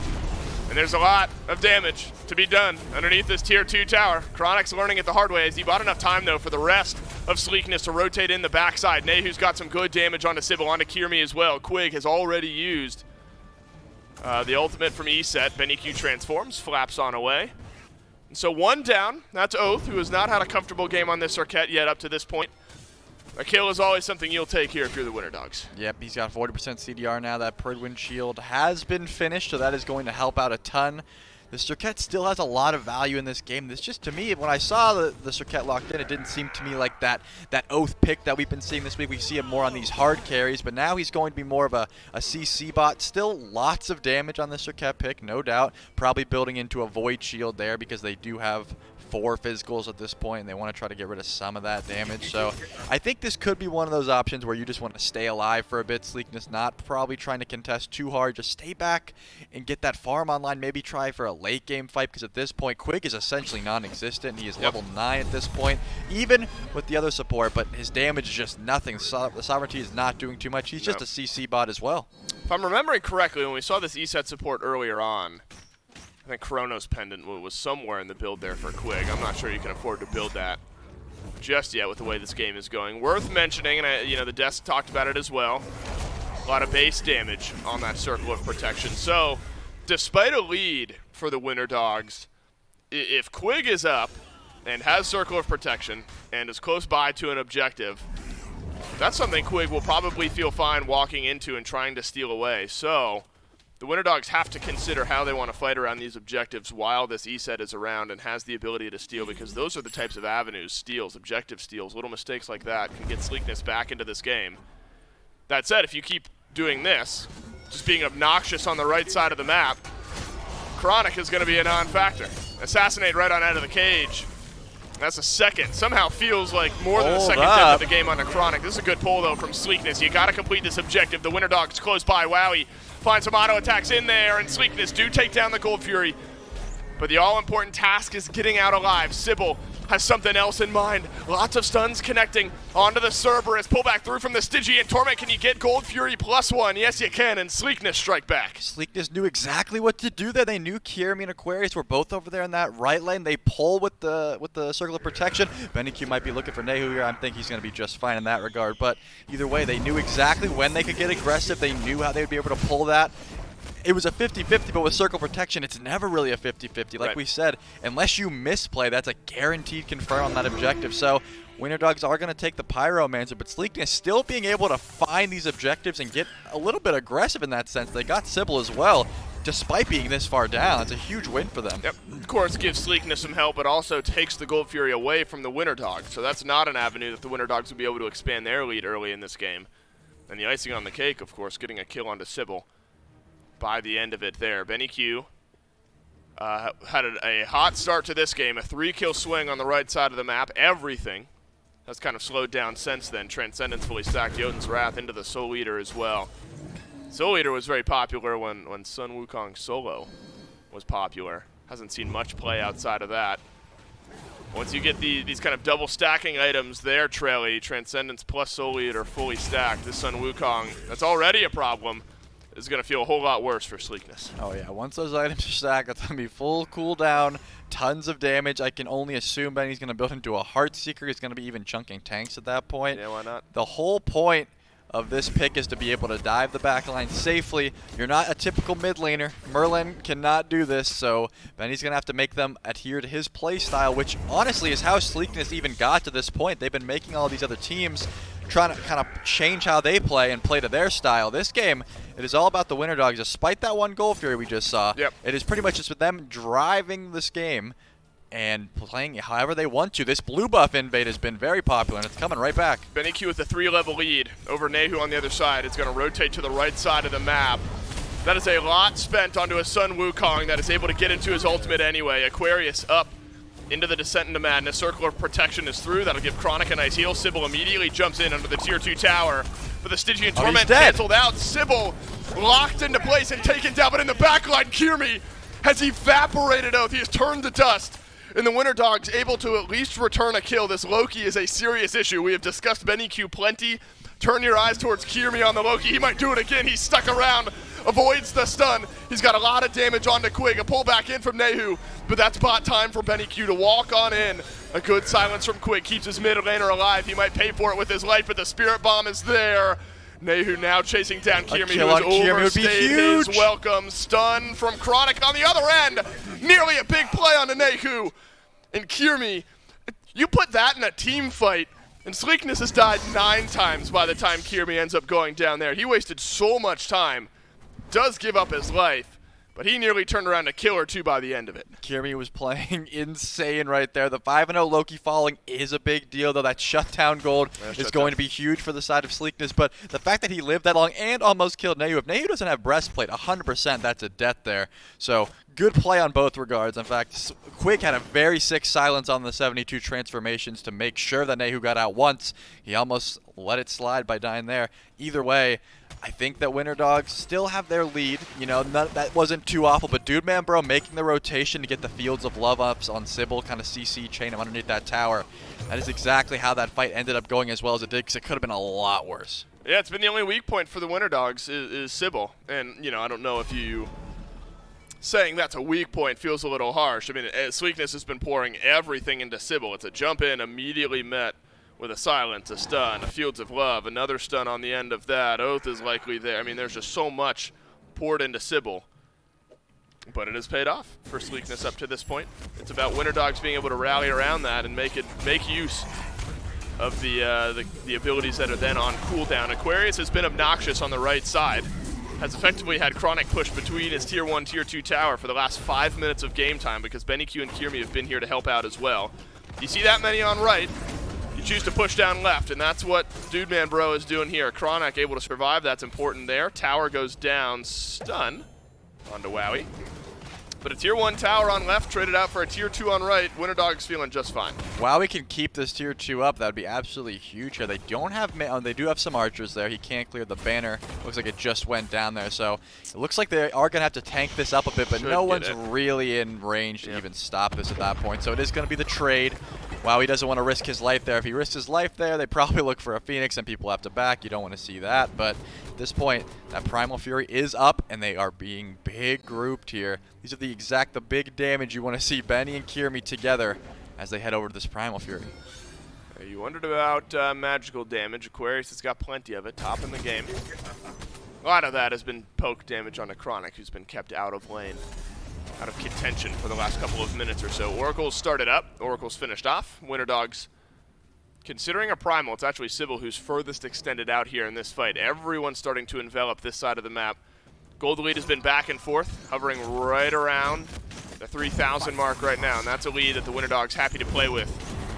This is interesting. You know, we've talked about how if there's a circle of protection on the map, you always take your chances on either stealing away or securing an objective. Sleekness don't concern themselves with the Primal Fury. And they're kind of half doing this Pyromancer. They immediately stop as BennyQ silenced and stunned, and how many times have we seen this? The Somersault Cloud up from BennyQ. That'll sustain him right back up to half HP. Chronic, not slowed down, continues to walk in. Cage on a 2. Phantom gets used, but it does not find its way onto Aquarius. So Chronic can delay out this fight, keep Aquarius right where he is. Kirmi, look out. Loki on the left side of this fight has Assassinate ready to go in the back line. Is looking like a great spot for him to engage. Shielding goes out, but Sybil falls. First and foremost overall, Winter Dogs lose their support. This is a big 1v1 between Kirmi and Oath. Right now, Kirmi's winning it. and Aquarius will rotate in, help him out. But can you get another kill onto this Loki? Sleekness sure hope so. And Chronic finishes him off. That is a beautiful kill. If Kirmi gets out there, that would have been absolutely terrible, but they still have a lot of damage up. They could head over to this Pyromancer. The tier 1 tower is going to be the first point. The fact that Oath even got Kirmi that low in the 1v1 was absolutely crucial here, because Kirmi lives. There's no way you can do anything. Quig tanking up this tower. They're going to go for another tier 2 here, and Nehu is still spilling out damage. And it looks like they're going to have to back off here. They don't have the minions for this. Yeah, they don't. Sleekness. So back off they will. I mean, despite a rough start to this game for Quig, the silences plus Spirit Balls have been on point. And again, it all falls onto Sybil. Cerberus jumps in, chain CC'd down, and that gives a one-man advantage to Sleekness throughout the rest of the fight. And finally, the Pyromancer will get taken by the Winter Dogs. You thought it was Sleekness, but Benny Q had something else in mind. Will he get a kill onto Quig as well? And once again, the Somersault Cloud will save the life of the Sun Wukong, and he will take the Pyromancer to go. Man, that's got to get annoying. Just having a full damage Wukong that's able to live every single time. They just don't have the damage to deal with it right now. I mean, Nehu does have the Soul Reaver finished, but he has no... There it is. He just got a full Obsidian Shard. That is going to help immensely at this point. He must have been holding on to a lot of gold there after that fight. They just really needed these items online. And once these mantles or spirit robes are finished for the tanks as well, Oath and Chronic both building into them, that's going to be a big point as well, because they really need to be tanky. Oath, if he is full damage, I feel like he can fight Kirmi pretty well at that point, because he does have the shield. He has a lot of true damage in that right, so there's going to be a lot you can do there. It's just these items are really the point where Sleekness needs to get online. Then they can fight, and honestly, they've been going pretty even despite Winter Dog's lead. If they're actually even in gold and builds, I think Sleekness is going to take this. 2,500 gold lead. That's what you're looking at right now. Or 3.5, wow. My math, rare misstep by Dave on the on-cast math. I've been on point here recently. I was off by a full 1,000. Could get closer to 2,500 if this fight goes Sleekness's way. Wowie locked into the cage, but he will get pulled right back in by Oath. The chase is on, and the chase is done. And Oath is the one who wins that race. Circle of Protection is right in the middle of this lane. Quig and Nehu stay alive thanks to it. Kirmi sidestepping his way out of the fight, but Benny Q is full HP, and you cannot say the same for Sleekness. Winter Dogs envelop the red squad of this fight. They will continue to do so, and they'll at least get 3. They'll add a 4th, and Kirmi's got 2 of them. This Wukong is doing way too much damage. Kirmi, the fact that he even lived through that fight should be criminal. He was invis just juking back and forth, probably getting ticked by the mystical males, and still no one was able to kill him. He lives, he's able to finish one off, and now Chronic V4. He's going to have to try to keep this FG from going down. I don't think he's going to have it. They can just get off and kill him if they want to. Yeah, reset. Kind of soft reset on the Chronic. Kirmi and Aquarius are just going to chase him down. 5 seconds away from Wowie. And now that you've got Chronic out of the fight, probably feeling just fine. Yeah, to delay this FG, get it on all 5 members of your team, and the Winter Dogs come up big. They are down big in this set. They've got to win 3 straight games, and they've got a great look at a Game 3 win here. After some contentious fighting, they win a big one, and they take the Fire Giant. I will say that Wowie held his ult super well there. Unfortunately, Oath was able to get the Circuit ult on him. Poison ticks him down as he's running off. I think he didn't even have to blink in and finish with the Death Bane. But either way, the fact that Wowie went down that early and they still ended up winning that fight just goes to show how much not only Benny, but Kirmi are really doing. There's so much damage. They didn't even need their tank shred in that regard. So the Winter Dogs poised here, Trelly, for what looks like a Primal Fury. Still a couple towers to deal with on the left of the map. And so you're starting to consider this Phoenix defense for Sleekness, not something we've had to think about all that often here in this game. 25 minutes in, we've been fighting around the mid of the map, maybe some split pushes here or there. But it looks like Sleekness in this composition they built for themselves are going to have to stand strong underneath their Phoenixes. Yeah, I would argue that this is going to have to be, they don't have to give it up. They're definitely not going to defend tier 2s, though. At this point, you really don't want to have to try to deal with that. They have way too much dive. I don't think Quig is going to be able to live that long. If you check, he's just got that Sovereignty and Thieves. He does finally have that Chronos pendant online, so maybe that will be able to help them out. But he just doesn't seem like he's able to live that long. No. And Dude Man Bro was deleted so quickly. Now he has both relics. That could be a big deal, though. I just think they're going to be able to stay back for a bit. Maybe... No, I think they gave up these tier 2s. There's no way. So Phoenix does seem like the target line. Kirmi can chase out a couple here, delay those backs. That'll make this Phoenix siege a whole lot easier. Nehu is stuck around, though. Kirmi into the stealth, dodging out the ice shards. is Kiermy. Do you go back in here? Assassinate says yes. And Kiermy's doing such a good job of distracting Nehu, delaying the back. So Sleekness are going to have to get this fight done without their mid laner. Aquarius is massive. Then you need that Ob Shard. You need that Soul Reaver damage onto this Cthulhu, but it's not here and it's not on the map anymore as Kiermy has won that 1v1 somehow. Stun onto Dude Man Bro. Benny Q, unstoppable so far on this Sun Wukong. Will force out the Aegis, but he'll wait it out. He'll finish off the damage on the other end. The Winter Dogs get the Phoenix on the left side. They've added a few kills here as well. A double kill from Benny Q, and it looks like Trelly, the Winter Dogs, a few kills away from taking the first game in the set. Wow, he lives that Zerkettle by 1 tick. Kiermy's pushing it down mid. There's no way they have enough to be able to defend at this point. They have so much damage. Wow. No traditional mage here, but they do still have plenty. It's going to be up to Oath and Chronic now to try to save this game. Yeah, and no chance. No, Winter no. Dogs, they get it done. All but a D aside. Oath is the only one who will watch his Titan go down, and there will not be a 3-0 in North America, at least for Game 3. The Winter Dogs are able to stave off defeat, and they'll find themselves their first win here in this best-of-5 set. They've got to do it 2 more times. And so for the first time this weekend, Trelly, we've seen the eclectic picks from Sleekness get punished. Yeah, I mean, out of everyone, I would have expected to see Oath on something different. The Serket, I feel like they just didn't have that success they were looking for, but Kiermy told us, and I'm going to go back to this interview because he told us they're ready. They've went back to the drawing board. They have some plans, and the Wukong mid might have been one of those plans that ended up working extremely well for them. Yeah, Sleekness are ready for the Assassin mids. You're ready for the set mids, things like that. I don't know if you're ready for the Sun Wukong mid. Something you got to think about moving into picks and bans for game number 4, which will be coming up right after this break.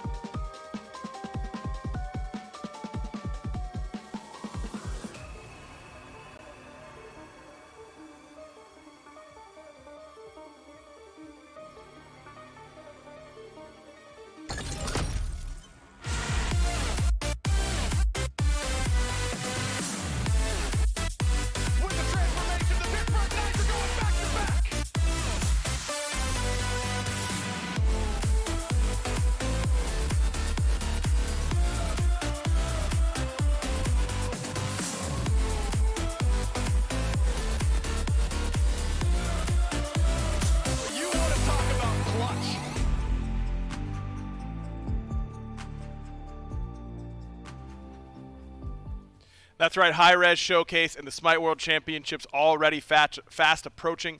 January 6th through the 9th is where we'll be able to see the best teams in the entire world compete in what's sure to be an incredible SMITE World Championship year, among other things. You know, the cosplay contest, community awards, all that kind of good stuff. So make sure you're getting ready January 6th through the 9th. And you could see either the Winter Dogs or Sleekness there, but they have to go through the placement rounds first. But before they get to that, before they get to the thing that they have to get to, we got to get to this, which is the fact that the Winter Dogs have finally shown that Sleekness can indeed bleed, Mifflin. They are mortal.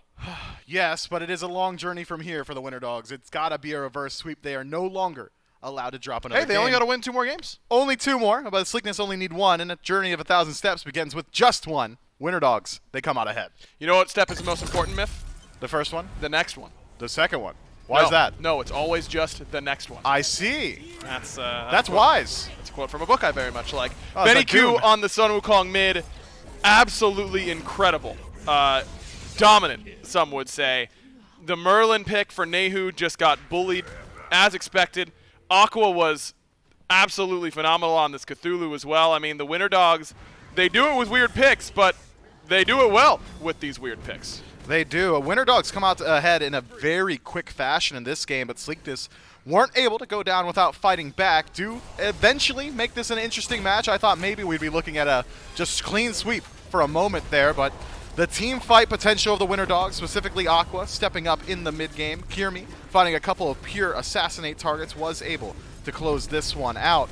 But it was not without falter. There was certainly some points in this one where I thought Sleekness may have been able to make a comeback. Yeah, they didn't get absolutely blown out, but Kirmi and the rest of the squad were able to just make it happen. I saw Layers tweet, why put Cirquet, why give the hyper carry Cirquet? And I kind of agree with him. Oath has been playing so well on these hyper carry gods. That is not Cirquet's MO. 3-5-3 for him on the other side. 9-2-2 for Kirmi, and 7-1-5 for Benny Q. Very, very big performances out of those mid-jungle.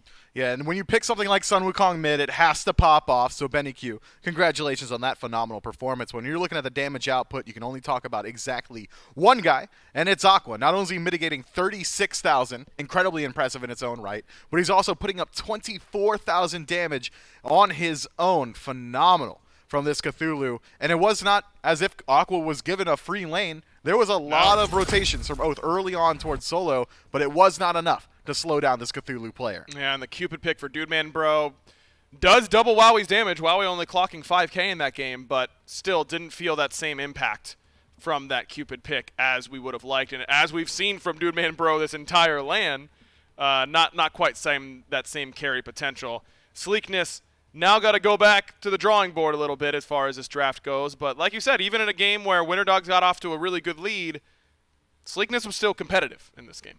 They were, and that's got to be a boon for the morale. And knowing that you've only got to win one more, knowing that even when the Winter Dogs are finding these games, finding these early leads, you're able to fight back in. Sleekness still comfortable in the lead, but as you said, this game right here might be the most important. When you're up essentially in a reverse sweep situation and they are able, the Winter Dogs that is, to bring it back to an even state. We're not there just yet, but if they do, that can crush your mental. I've been in those positions, and it feels bad, man. It just feels bad. You don't want to be on the wrong side of momentum, that is. Winter Dogs ban away the Morrigan and Izanami. Oh, hook, line, and sinker for Mifflin. And it's a Loki ban here from Sleekness. Sleekness have triple banned out Sybil so far this set, every single game. This time, they switch it up. They ban away the Loki. And I think that's a smart ban to go ahead and do. I mean, you know that Sleekness would love to have that Loki, but in the second pick position, and considering how strong the Winter Dogs were with that pick, you got to think that they would have taken it in that first slot. Quick bans this time around for these squads. They seem to have locked in their strategies in the third game in this series. Cthulhu taken first overall. Winter Dogs, I think they can only be happy being able to take that pick yet again. Surprised? Are you surprised that Sleekness chose second pick? I kind of am. I think that it changes the way that they're going to have to pick and ban. Like, what are they getting on the back end here that feels super valuable to them? Well, if it's Sleekness, it could just be like E-set yet again, but instead, I was going to say, you should top 2 Hachi, I think. yeah, with how well Dude Man Bro's been doing, I think that Hachimon certainly a very strong pick and one that does not have a whole lot of counter pick potential. But this is a pick that we had forgotten about, I suppose, because it's been banned out in the first phase both of the last 2 games. Terra selected, so now you've got a late game win condition, and that Earthen Fury is just that good. You've got Hachimon who can play safe in lane or aggressively is able to pull a lead. I think this is about as good as you could have hoped for a top 2 selection. Still got to deal with Aqua's Cthulhu, which is not necessarily an easy task, but getting your duo lane set up and ready to go. Wow, he loves this pick, man. And it's good into that duo, at the very least, of Hachi Terra. We shall see as it's Cupid locked in and Cirquette being hovered by the Winter Dogs. The last time the Winter Dogs played the Cirquette, I believe it was in Kirmi's hands. But I don't know if you want to give that over to him or allow Sybil to pilot it. I don't know. We'll see if Sybil wants to take that one himself. I think that Cirquette really has found her role in support. It's just a facilitator pick, and with Jungle Assassins having the entirety of the Mace tree available to him, if you want to go that bruiser style like we saw from Oath last time, you're sacrificing a lot of damage. So I'm hedging my bets that the Winter Dogs are likely taking that Cirquette into the support role. But Cupid selection this high up is interesting to me. I know that Wowie likes this pick. It's something he's gone towards year in and year out. But with the performance that he had last game, not putting up too much damage, do you think that really Sleekness would have banned it in the second phase? I do. If they're going Terra, Odin, Hachi, those are 3 gods that don't really love to see a Fields of Love on the other side. I think it's just naturally good against those 3 picks. So I think they probably would have banned it. And Wowie, I mean, they win, but you don't want your ADC doing less damage than your support. Full stop. That's not what you want ever. If he says, I can do a lot with this Cupid, I think you got to give it to him. You have to trust your players in a situation like this with your back up against the wall. And trust for the Winter Dogs is second pick Cupid, I suppose. Sleekness in the second phase of bans decide to target out another of those interesting picks. Sun Wukong taken off the table and Nemesis on the other side. Oath does have a great performance in game 2 of this set with that selection. So now have to go a little bit deeper into the God pool. But I don't think he's feeling too bad about that. There's still certainly some great picks out there. In the regular season, Oath has been amped to pick things like the Thanatos. Thanatos does not necessarily have any bad matchups here. Even Cthulhu, Descent into Madness, 40% execute threshold might be nice. Might be nice. Susano's been another big pick for him, but you certainly don't want to play that into Cupid. That's something that you really do not feel great playing up against, losing all of your mobility up against the Fields of Love. Is now Sleekness. They picked Nehu's pick in this exact slot last time around, but he doesn't know what he's going up against in mid. And with Benny Q and his flexibility, I would be asking if we could pick something else here besides my god. But Nehu's a braver man than I and locks in Persephone here. Only 1 game played, but has a win. Persephone banned out in the second phase of bans in the last 2 games, I believe. So Sleekness getting away with a little bit of something saucy here in a game 4 situation. I like this pick. It fits very well up against what the Winter Dogs have. Cupid and Cirquette going to be limited mightily by that Grasp of Death. You've got a good front line to create space for you between Terra and Odin. You don't need to utilize too much of your peel for Hachimon, considering that mounted cavalry means that you're probably just safe in more situations than just about any other hunter, barring Heimdall or Jingwei. So what's the response from the Winter Dogs? I'm excited to see. We're going to get a reveal here on whether or not this Cirquette is headed for the jungle or support. Yeah, I'm a little worried about Persephone's capability for killing Cthulhu. That doesn't really It's feel... low. Yeah, that doesn't feel like a strength. It's not really ever the mid laner's job to kill the Cthulhu, though. Well said, Mifflin. Yeah, I don't got to deal with that. Let someone else do it for me. Winter Dogs having to think over what they want to do, just like we're having a joke here on the desk. Feel like Tsukiyomi's still obviously available here for Benny Q if they decide to go for it. I mean, this is always going to be what we're looking at, is what pick Benny Q goes for, because they are willing to do a lot of weird stuff. And you know he's not finding the mage tap, at the very least. No, so it's Cirquette support. Camazot's headed towards mid. Kabrakan in the jungle. Hard to say, and that's the common theme here. I think it's Kabrakan support, Camazot's mid, Yeah. Cirquette jungle. But I don't love Cirquette jungle. I don't think you love Cirquette jungle. I don't, but do you love Kabrakan jungle? I like it more than Cirquette jungle. You've got great I gank don't potential, blink and stun. You've got easy targets like Persephone to shut down. She uses that leap after the initial engage. All of a sudden, she's locked in by a couple of giant rocks coming out of the ground. I think that, look, man, Cirquette better go support. That's all I'm saying. Okay, or else, according to Mifflin. Who knows? So you might see him in the player cams if things don't go his way. As soon as this game starts, it's Dodgy as the last selection here for Oath. Hyper carry style jungler. Some gods without CC immunity on the other side, the Cupid, the Cabrakan. How do you like the Dodgy here for Oath? I think Dodgy, and maybe you'll speak to this as well, has the best 1v1 potential of any assassin. Yep. If you're taking a 1v1 fight in the late game, Dodgy is winning, bar none, I'd but say. Camazotz can't really lose 1v1 fights late game. If Camazotz is going to lose a fight to anybody, it's him waiting on Bat Out of Hell. Well, to he use doesn't it win first it game. either. He doesn't win it. You just ult away. You just swoop. But she's got swoop dot your way damage. out. Yeah, swoop away. You're bleeding out on the duration afterward. And her burst Maybe. potential with hi-rez, Heartseeker.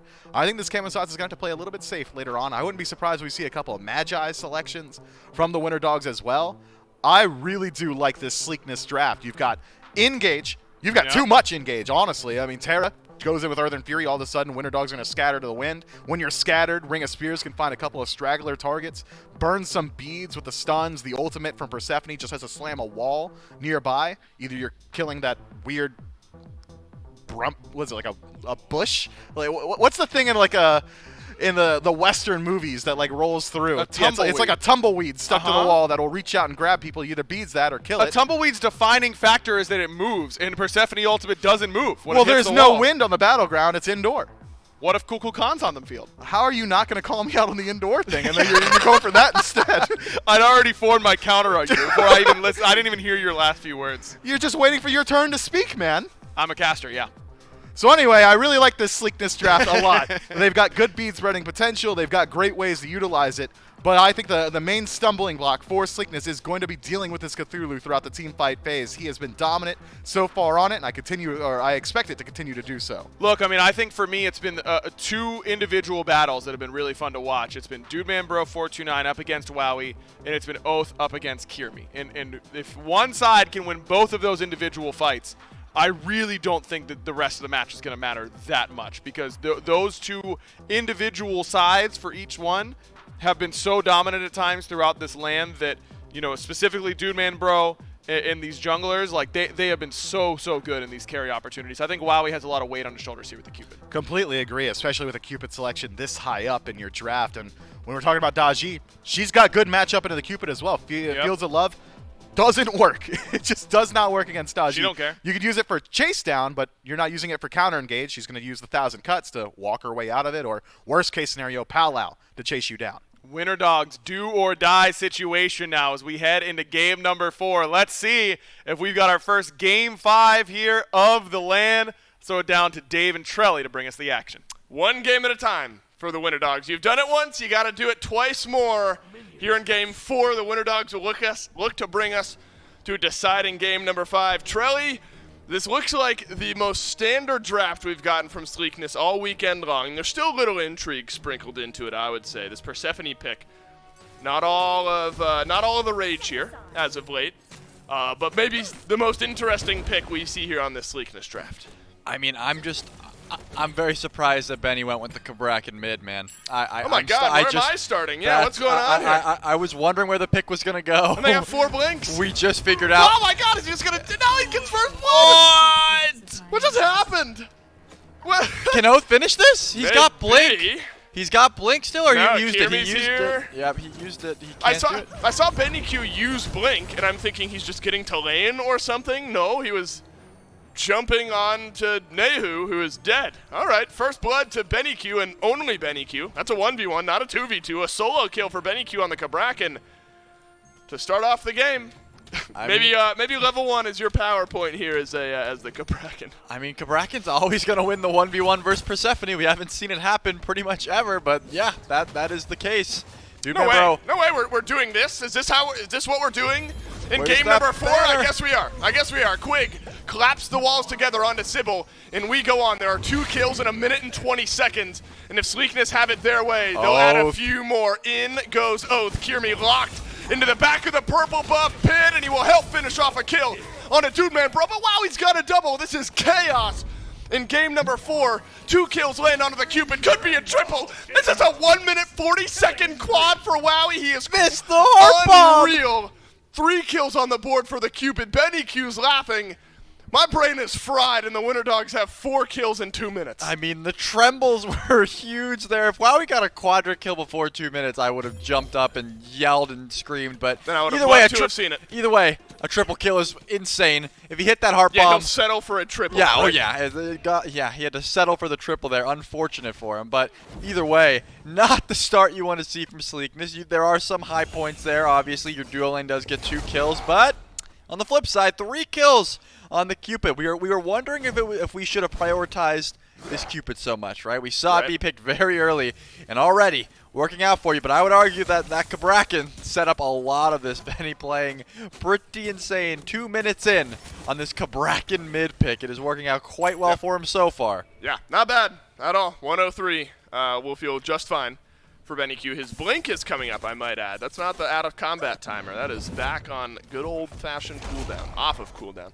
Got to get that right for Benny Q in the mid lane. So you were able to get it done early in this lane at level 1, level 2. Now you've got a 2-level lead. Nehu at level 3 has died twice. Still likely won't be level 5 by the time Benny Q gets back to lane, depending on how long Nehu sticks around. So there is a small window here for Benny Q in the mid lane. And how about the start for this Cabrakan mid? We've gotten Pythag's piece after the Sands of Time starter. I just know that Nehu woke up one day and was like, you know, I'm going to play mages. Mages are fun. Oh, they play in the mid lane? Yeah. Okay, so now I'm going to face other mages, you know? This patch came in, he's like, Then you okay. need Benny Q. He's like, okay, there's some assassins being played, but, you know, besides that, and then this Cabrakan blinked on him at level 1. Blinked on him again. He is just not, oh no, don't do it but to Oath is him. here. Oath is here this time. As Benny Q takes a tower shot, he No has no beats. beats. No beats. So this will be a stun in, but a nice wall delays Nehu re-entry into the fight. But Sybil joins the mid lane as well. Grasp of Death flies right down Main Street and does not connect with anyone. But that would have been icing on the cake had it hit anyone. Nehu at least able to assist, or he is able to grab a kill. Oath is the one able to assist on a return kill onto Benny Q. Needed to happen. If Benny Q gets another one onto Nehu, then Nehu is 0-3 and Benny Q is 2-0-3. This mid lane is a graveyard, it feels like, for Sleekness. Absolutely, and one thing, he got the blink again into the dodgy. That shows a tremendous amount of either arrogance or confidence, and so it's Why not both? because it's working. I'm gonna say confidence. Yep. However, I mean, Oath is gonna have his number until level 12, right? You don't even have That's to. a good point. You can use it as peel. You can use it as engage, whatever you want. If Oath is sitting around this mid lane and Benny wants to be as aggressive as he has been, as Sybil goes invis at the red buff here, a little Hello. sneaky, he is able to pull Benny under the tower if he's around this area. Benny here by the red buff. And Benny blinks forward onto Oath. He says, yeah, you killed me a moment ago. I'm going to return it immediately onto you. Sybil, Serket support, strikes some pay dirt for the first time in this game. Nehu dodges out the damage. Tower shots there, but we are trading out in the mid lane. We have 10 kills in 5 minutes. We normally talk about like 1 kill a minute as being pretty fast-paced. That's a fast-paced game. We are doubling that here. Winter Dogs have 6. Sleekness have got 4. It is a bloodbath all over the place. Might happen again, but I'm not sure you want to fight with a 3-0 Cupid at this point in the game. Sybil able to dash out of the root. Stun is there all the sidestep. The stun is not there. But the Fields of Love is Wowie in to peel for his support. And right when Sleekness thought they had one, Wowie wags his finger. And Sleekness duo lane will come up empty-handed. Yeah, after casting some of those games throughout the week, this is a great breath of fresh air. Lots of action. They are really getting after, trying to find everything they can. Despite being down, Sleekness is still looking for all sorts of invades, all sorts of damage here. But I gotta have my eyes on this Cabrakan in the mid lane, no, because don't you? every time this blink is up, you gotta think he's trying to look for something. And all eyes are going to have to be on Benny this game. I mean, Kiermi is the jungler, but Benny is going to be doing these ganks. Yeah. Benny mentioned had the Pythag's piece online. We'll see what that second item goes towards. Charon's coin for Nehu early in this lane, who, thank God for Sleekness and himself, have been able to get his feet underneath. He was 0-2 for a little while, has died again, but also has pulled back a kill. One of those kills landing on the fully purchased Charon's coin, so you've at least got a stack going there. And we haven't seen Persephone at all here as of late. You need to get some gold rolling into those back pockets, but who am I kidding? We have no time to talk about anything but fighting, because that's all we're going to be doing here in game number 4. Nehu engaged on Grasp of Death. Shotgun blast into Wowie. Benny Q uses the walls, catches out onto Quig, who is locked into place. Surely a kill for the Winter Dogs. Yes, as Kirmi finishes it off. Benny Q ult down, Sybil ult down, but Nehu has used his in exchange. We're giving up this red buff. Here comes Dude, Odin. man, what are we doing? Why are we competing for the red buff? He'll gallop away. Heart Bomb will get it done. Solo laner's And on the Wowie way. has got his fourth. Oath is able to answer the call.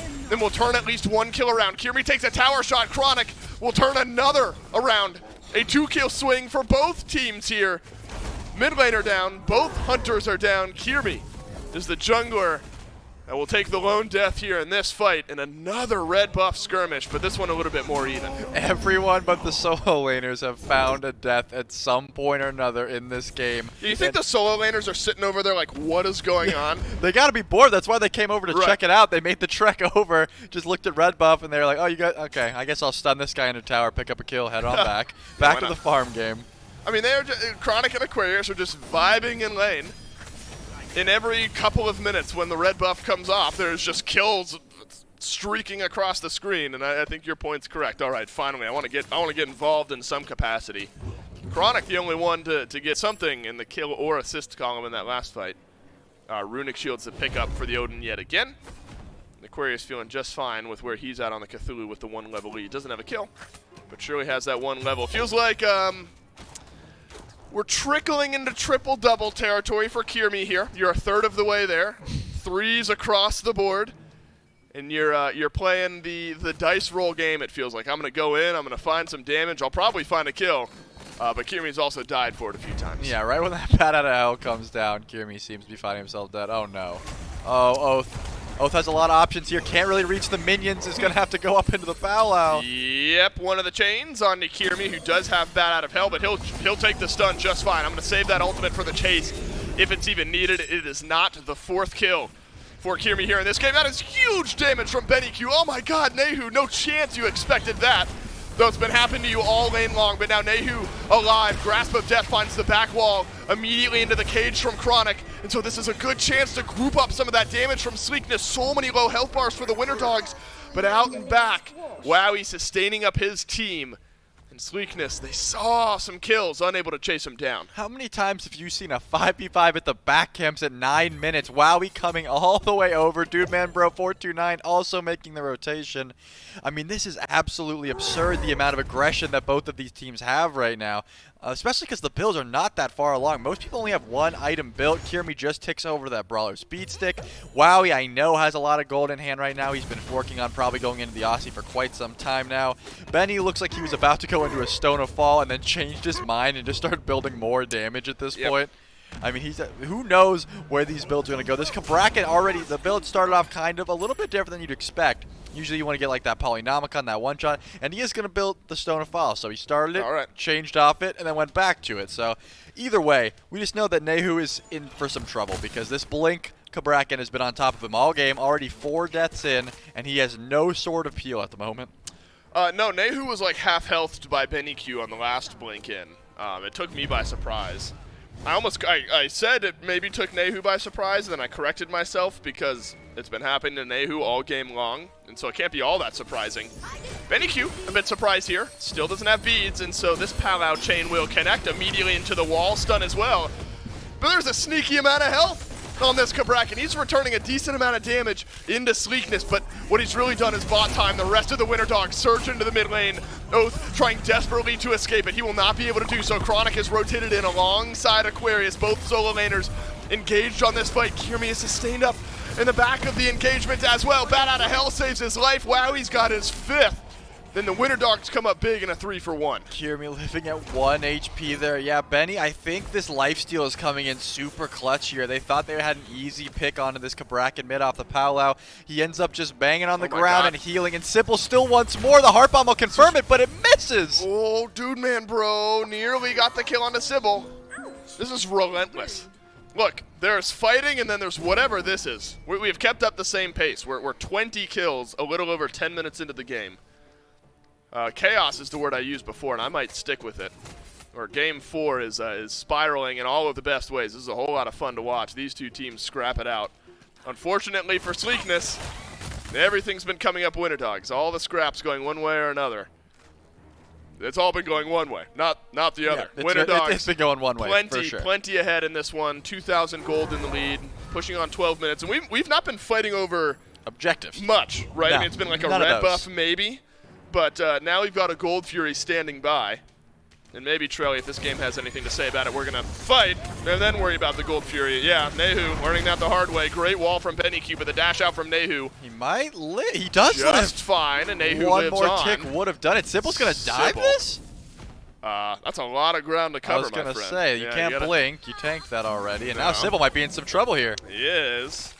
Squig uses his ultimate. Nehu They are survives back to pulling the base. gold. Gold Fury pulled. I was wondering if he would just scrap in the mid lane and then deal with the Gold Fury. No, you're able to get Nehu out of the fight and then go back for the Gold Fury, and then we go back for the scrap. Who am I kidding? No chance we're not fighting. Aquarius has got some knockups on the back, but it looks like the Winter Dog's uninterested in any further engagement. If you're Dude Man Bro right now, you got to be furious because every single time Wowie rotates, he gets a kill, and this man is trying his best to stay even. Now, Aquarius might be in some trouble, but the Fields of Love is going to be huge. Big from Wowie. Sybil takes one with him. Dude Man Bro able to trade out as Quig is the one who goes down. Big powerhouse from Oath. And Oath will survive as well. Dude Man Bro uses the beads, walks out of the damage from BennyQ, but Aquarius will stop the back and grab the kill himself. As Dude Man Bro aggressively dashes forward, does not have his ultimate. Nehu on the other side of the engagement will take down BennyQ. Aquarius looking for a trade out, won't find it. Kirmi has gotten Nehu on the left. We've gotten kills over on the right, and this one's a 3-for-3. Kirmi lives there as well. Chronic. If Aqua didn't dive that tower, I don't think there was any chance that he was going to die there either. Dude Man Bro unfortunately loses his life as well. Or I think actually he made it out. He made it out. I can't believe Aqua didn't finish him there. Either way, just trades back and forth. These slugs, these blows keep coming left, right. Nehu keeps dying as well. It is quite unfortunate here. Hey Doug, are you having fun over there? Can you give me a little camera shake? How is this from your end? We're having some chaos following along with all of these engagements. God bless you, who's following along with everything that's going on. We've had like 9 separate fights within each individual fight, and so you got to give Doug some love in games like this because there's not a single fight that's been happening. There's been 2 or 3 separate fights that have all been happening in one. But look, the Winter Dogs, they're happy with this pace. They're extending up that lead just a little bit further. Nehu has been finding some value in these fights with the Persephone starting to get those wheels spun up a little bit. Only 300 damage or so behind BennyQ. But if this pace continues, hard-pressed to find a world where Winter Dogs don't keep pushing the lead. Dude Man Bro gallops on away. BennyQ just shy on his wall. Phantom gets used by Sybil there. Trying to walk through BennyQ's walls, unable to get that one done, but it's a tier 1 tower on right as Chronic will use his leap, get on away, root out from Aquarius, doesn't connect on the Chronic this time. Oath, are you going to re-engage? Maybe not once the stun is out. You might be able to find some damage onto Aquarius nonetheless. Thorns are out. Oath does have Palau, and Oath will use Palau just to delay off the damage, and out he goes. And even when there's nothing to fight over, we're still fighting. Nehu's still trying to deal with the dive from Kirmi. No mana when he lands, but Sybil was waiting for him with the blink, finishes that one off. And now they're still chasing. They don't have much here. I think Don't they're have much. I think they're just going to have to let them back off at this point. I will say that the Kabrakan mid, while it did have a lot of success early, is sort of falling off for a bit. Yeah, what's our power curve here? Look, it was 100 at the beginning, right? We were fully torqued. For BennyQ just walks into lane, crushes it. What are expectations for a Kabrakan mid as the game goes on? Yeah, I think late game still going to have that one-shot potential, no doubt. The Rod of Tahuti, yeah, see, he went a very expensive item in that 3rd slot, which is why he hasn't been getting all those big kills up until this point now, because he doesn't really have that much damage. Now he does. Now the Rod of Tahuti's finished. His blink is back up. I think we're about to see Benny get a lot more active here. He might even just blink on the first person he sees at this point because he doesn't have beads available, so he does have to be a little bit careful. I mean, there is still a fair bit of CC on the opposition, but either way, he was building a very tanky item there, didn't quite get any kills. He got a lot of assists, just not too much gold there. Now that the Rod of Tahuti's finished, I'm thinking we're going to see the Kabrakan really pump out some more damage numbers, but either way, Winter Dogs, man, they found their stride, and they are about up 4K at the moment, and this Oni Fury is spawning soon. Kirmi's already looking towards this side of the map. Dude Man Bro's going to have to be careful. I guess the key is out janking Sleekness. Like, you play something more weird than what Sleekness has been playing. It's be a big loss with the Oni Fury spawning soon. Both ultimates from Kirmi and Dude Man Bro used. Dudeman Bro does have both actives. They're- No blink for Kirmi. I was about to say, I if they know. go behind the Phoenix Almost. at this point, Almost, right? at level 16 But what, minutes in. that's in the fact that that's in the realm of possibility shows you what type of game we're having here, where we're considering a Phoenix dive. 17 minutes in the game, while all tier 2 towers are still up on this side of the map. NEQ in Oath. Oh my God, he is gone, and that is a massive Fields of Love from Wowie. And he will net 1 kill at the beginning of this fight. Phantom gets used. That'll allow Winter Dogs to waltz on forward through Benny Q's walls. Double stun, though, from the walls of Quig. Is there enough damage still on the map, though, from Sleekness? Winter Dogs don't seem to think so. Chronic will get stunned out here shortly. Kirmi there to deal the last bit of damage. Then Sleekness get run down once more. Big fight for the Winter Dogs. I just want to say this all started as a support buff invade. No matter what you want to call it, they got the support buff, and then they fought here. Green buff, baby. Green buff was worth all of this, clearly, because now the Oni Fury is going to be down, the tier 2 is going to be down. You have no real steal potential unless Nehu goes in, which I can't imagine he will. He's just going to go back to clear that mid-wave. Winter Dogs in the driver's seat, and they are just gassing it right now. Yeah, you think Sybil saying, guys, I really want this green buff. Let's go invade it. And then they walk in behind them. It's all worth it for a green buff. But the actual Oni Fury otherwise is really what you're looking at there. You know, Trelly, it's been a fun game, but it's hard to find a route back into this for Sleekness. None of these fights have felt like they're going their way so far. Cages from Chronic haven't done great as far as separating out these fights. Feels like there just hasn't been a fantastic answer. Maybe your hope is that in some of this chaos, you're able to pull out a sneaky fight win and get this game turned in the other direction. Yeah, it's definitely looking rough, but there are some high points as Winter Dogs start up the FG. Dudeman Bro did finish the chin size. That could be some help here, and no one's too close. Yeah, no one's close at all. Quig, I think, knows this is going on. That says something. We're 19 minutes into the game, and we're so far behind in gold that we're not even poking our heads into the Fire Giant. Dudeman Bro will push down the tier 1 tower on the left. All things considered, Wowie is 6-1-5, and the fact that Dudeman Bro is equal in level, at least, a small boon to your point, Trelly, for Sleekness and their cause. This is a quick one, though. Kills have been rolling all throughout, and Winter Dogs one big fight away from ending the game. Blinks, hello Nehu, goodbye Nehu, goodbye Quig. Winter Dogs, they get a quick 2 kills on the back of this fight. Dudeman Bro re-engages with the cavalry or with the horse rather there, up into the air, goes Oath onto the Palau, down he goes, stun, oh my God, from Benny Q. And isn't it fitting, the one tanky target on Sleekness is the last one left alive. We might not touch 20 minutes, but looks like we're headed on to a game number 5. The Winter Dogs have brought it back with a little sprinkle of chaos of their own. They are just creating their own little perfect drafts, and it is working to their style. Sleekness got this far, like I said, making people adhere to their own style, and now Winter Dogs threw a wrench in the plans, and Sleekness has nothing to deal with it right now. They're going to have to really consider what they're doing in picks and bans. I'm not sure what I just watched. I don't know what I watched either. I watched a 20-minute, 30-something kill game of Smite. That's what I watched. Was 35 kills at least. It was fun, though. It was fun. Right? And so I say I don't know what I just watched. Fun is the only thing I can use to describe it. Chaos was plenty of what I used to describe it.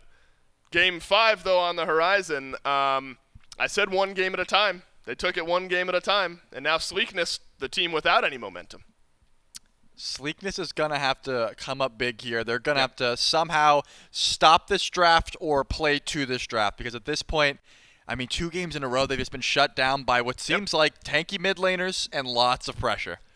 Plenty of pressure. We had, 4 kills in the first couple of minutes of this game. That pace continued. Benny Q has been a guy playing a whole lot of weirdness out of the mid lane this weekend. This one, maybe the best look that we've seen. Well, I'm forgetting the Sun Wukong game. Benny Q's been on point so far this set. Man. On to game 5 we go. Stick around. Plenty of fun left to be had right after the break.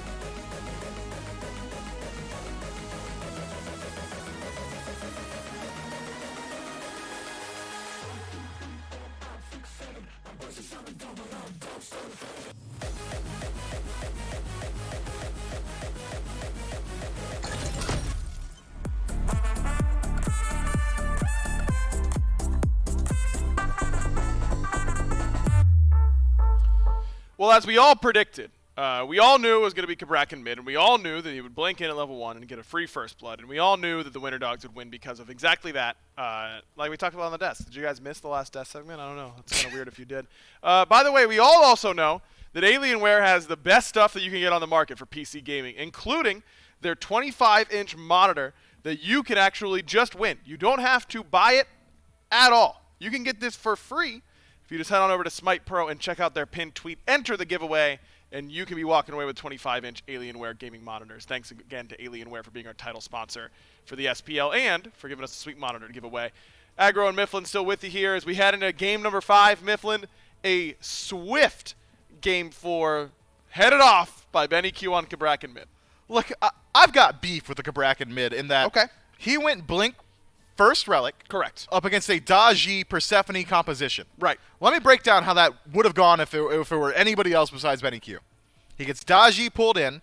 Persephone doesn't even have to aim or ultimate. I'm not saying the pull in makes it easy to aim. I'm saying just hit the powwow with it. And all of a sudden he's stuck. But instead, Benny Q got ahead of it. He said, all right, maybe That upsets me. maybe I get slammed by not having beads, so I'll just go in and slam instead. And he slams the ground, and everybody around him died every single time.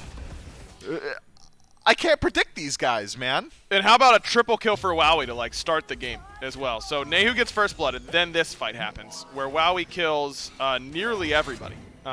Narrowly missed a Quadra, as Nehu also came back to get killed, pretty much. This was the start that the Cupid needed, and he got it. And the Cupid ultimates were really big this game for sure. I love seeing Wowie's perspective on this because I just watched 4 members of Sleekness actually ignore him as he murders them legitimately. Wowie, unfortunate, not able to connect that heart bomb, but fortunately for him, has a great performance on this Cupid that was selected very highly in the draft. Winter Dogs, they said, let's mud fight, but here's the thing, we're mud fighters. We brought the mud. Yeah, we brought the mud and the leotards. Let's wrestle. They wear leotards, I think. I'm not going into that even in a little bit. 3-7 for Nehu, 2-4 for Dude Man Bro. I mean, we talked about the jungle matchup as well. Oath and Kirmi, 9-3 for Kirmi, 3-6 for Oath. No doubt which jungler was more effective. And we had gone this whole time without talking about the front line here for the Winter Dogs, which is Aqua and Sybil. And Sybil's been eating ban after ban. Looks really good on this Circuit. And Aqua continues to get Cthulhu for some reason. For some reason. I don't think it's going to happen in Game 5. No shot Aquarius is allowed to play that pick yet again. But you're right to highlight those frontliners. Every single time Kirmi, Benny Q, Wowie got aggressive in mid, it was Aquarius and Sybil already behind Sleekness' Tier 2 tower saying, run away. You're going to come into my waiting arms. And that's exactly how it went down. That was, 36 kills in 20 minutes? That's too many. It's a lot. It's a lot of kills and not a lot of time. And that's how the NASCC has always done it. And so it shall be for the rest of time, because that is just what this region loves to do, and I got to say I'm a fan. It is something. Kabrak mid can't work again. Like, legally, it can't happen. I don't know, man. Those were worst odds possible. Kabrak mid, no beads against a Daji. If it wasn't going to work, it wasn't going to work there, and it did. It can't work again. It just can't. It just can't. If my mental's going to stay intact even a little bit. I mean, but this, look, you know, we can all sit here and go, oh, haha, Kabrak mid and all this kind of stuff and ESET support and yada, yada, yada. When there's a lot of pressure on the line and there's a lot of money on the line and you want to win this really badly, it can force you to make some mistakes. And credit to the Winter Dogs for forcing those from Sleekness. And here we are in the deciding Game 5 between Sleekness and the Winter Dogs. Sleekness have taken first pick this time around. And as we discussed in Game 4, I think this is the better call. This is the first time this set, I believe, they've sat in the first pick position. Morrigan and Geb, the first bans overall, and this is a completely different look, I believe, followed up by the Ares. So Winter Dogs, and specifically Sybil, going to have to, yet again, go a little bit deeper into the God Pool, but it does not seem to be bothering them. Now that this is equal playing field, all the momentum on Winter Dogs' side of the court. I don't know, man. This is going to be tough stuff for Sleekness. Maybe if you can't beat the weird, you just become the weird? I mean, they've been willing to play weird stuff. There's no doubt about that, but I'm a little surprised by this Cthulhu ban. Aren't you? I mean, can't this easily be Loki? Think of the other top picks that we're seeing right now in the meta, in the SPL and in the EU, SEC, and all that kind of stuff. Ullr is not being prioritized in the set at all. Nope. It's Set. really, it's set not being prioritized at Where's all. Umoja? Where they could. Umoja, not at all. I think they could have banned Loki or whatever pick they don't like in that spot. Let Winter Dogs ban something, then take Cthulhu with the first pick. Isn't it? I feel like that's the call. That's what I would have made my call, but I've made a lot of calls so far on this desk, Aggro, and very few of them have been correct. Winter Dogs take the Loki for themselves. 100% overall. win rate, by the way. 100% win rate. It's been very, very successful in the North American SCC, and Hachiman taken, the Winter Dogs essentially shooting a shot towards Sleekness, saying, hey, man, yo, go a little bit deeper. But this is a good look for Oath on the side of Sleekness. The last win they got was with this Nemesis out of the jungle. That's true, and Tiamat has been banned, basically all set, and Nehu finally gets his hands back on this mid lane mage. I think Nehu has really struggled these last few games, and so getting him something like this Tiamat is definitely a good look. But you let Aqua get Cerberus. He's played 2 gods if in the top 3 if you let him. It's been Cthulhu first, then Cerberus. Cthulhu banned, here we are, Cerberus for Aqua. Hey, I think I'm happier with that, at least. That Yeah. Cthulhu has been dominant for Aquarius, so might as well force him down to his second favorite pick now that the ban phase is rolling out yet again. King Arthur is going to be the first target by the Winter Dogs, which makes perfect sense. Soul Lane is the one blank spot for Sleekness so far, assuming that none of these picks are going to go towards the Soul Lane, and I don't think that's a fair assumption to make. These guys are weird. They are weird, but God help us if we have Serket, Nemesis, or Tiamat in solo lane this game. Aquarius has played Tiamat solo before. I mean, like, He has? he's not on Sleekness, but Nope. it And might no happen. and now you need power to get your damage mitigation in the grounded stance. Yes, That matters. but you just build power then. Oh, okay. Look, we saw Kabrak mid win last game, so I'm not ruling anything out. I'm not allowed. King Arthur is the ban, as you mentioned, here for the Winter Dogs, as they need a mid laner for Benny Q, and Lord knows what that's going to be at any given time. And then we'd assume a support for Sybil. Terra has been banned a lot by Sleekness, and it was picked early last game when it wasn't banned. Maybe they feel like the Serket is enough of a counter, but I find that kind of hard to believe. If you value the Terra and you think Sybil's going to play it, I feel like this has got to be the next ban.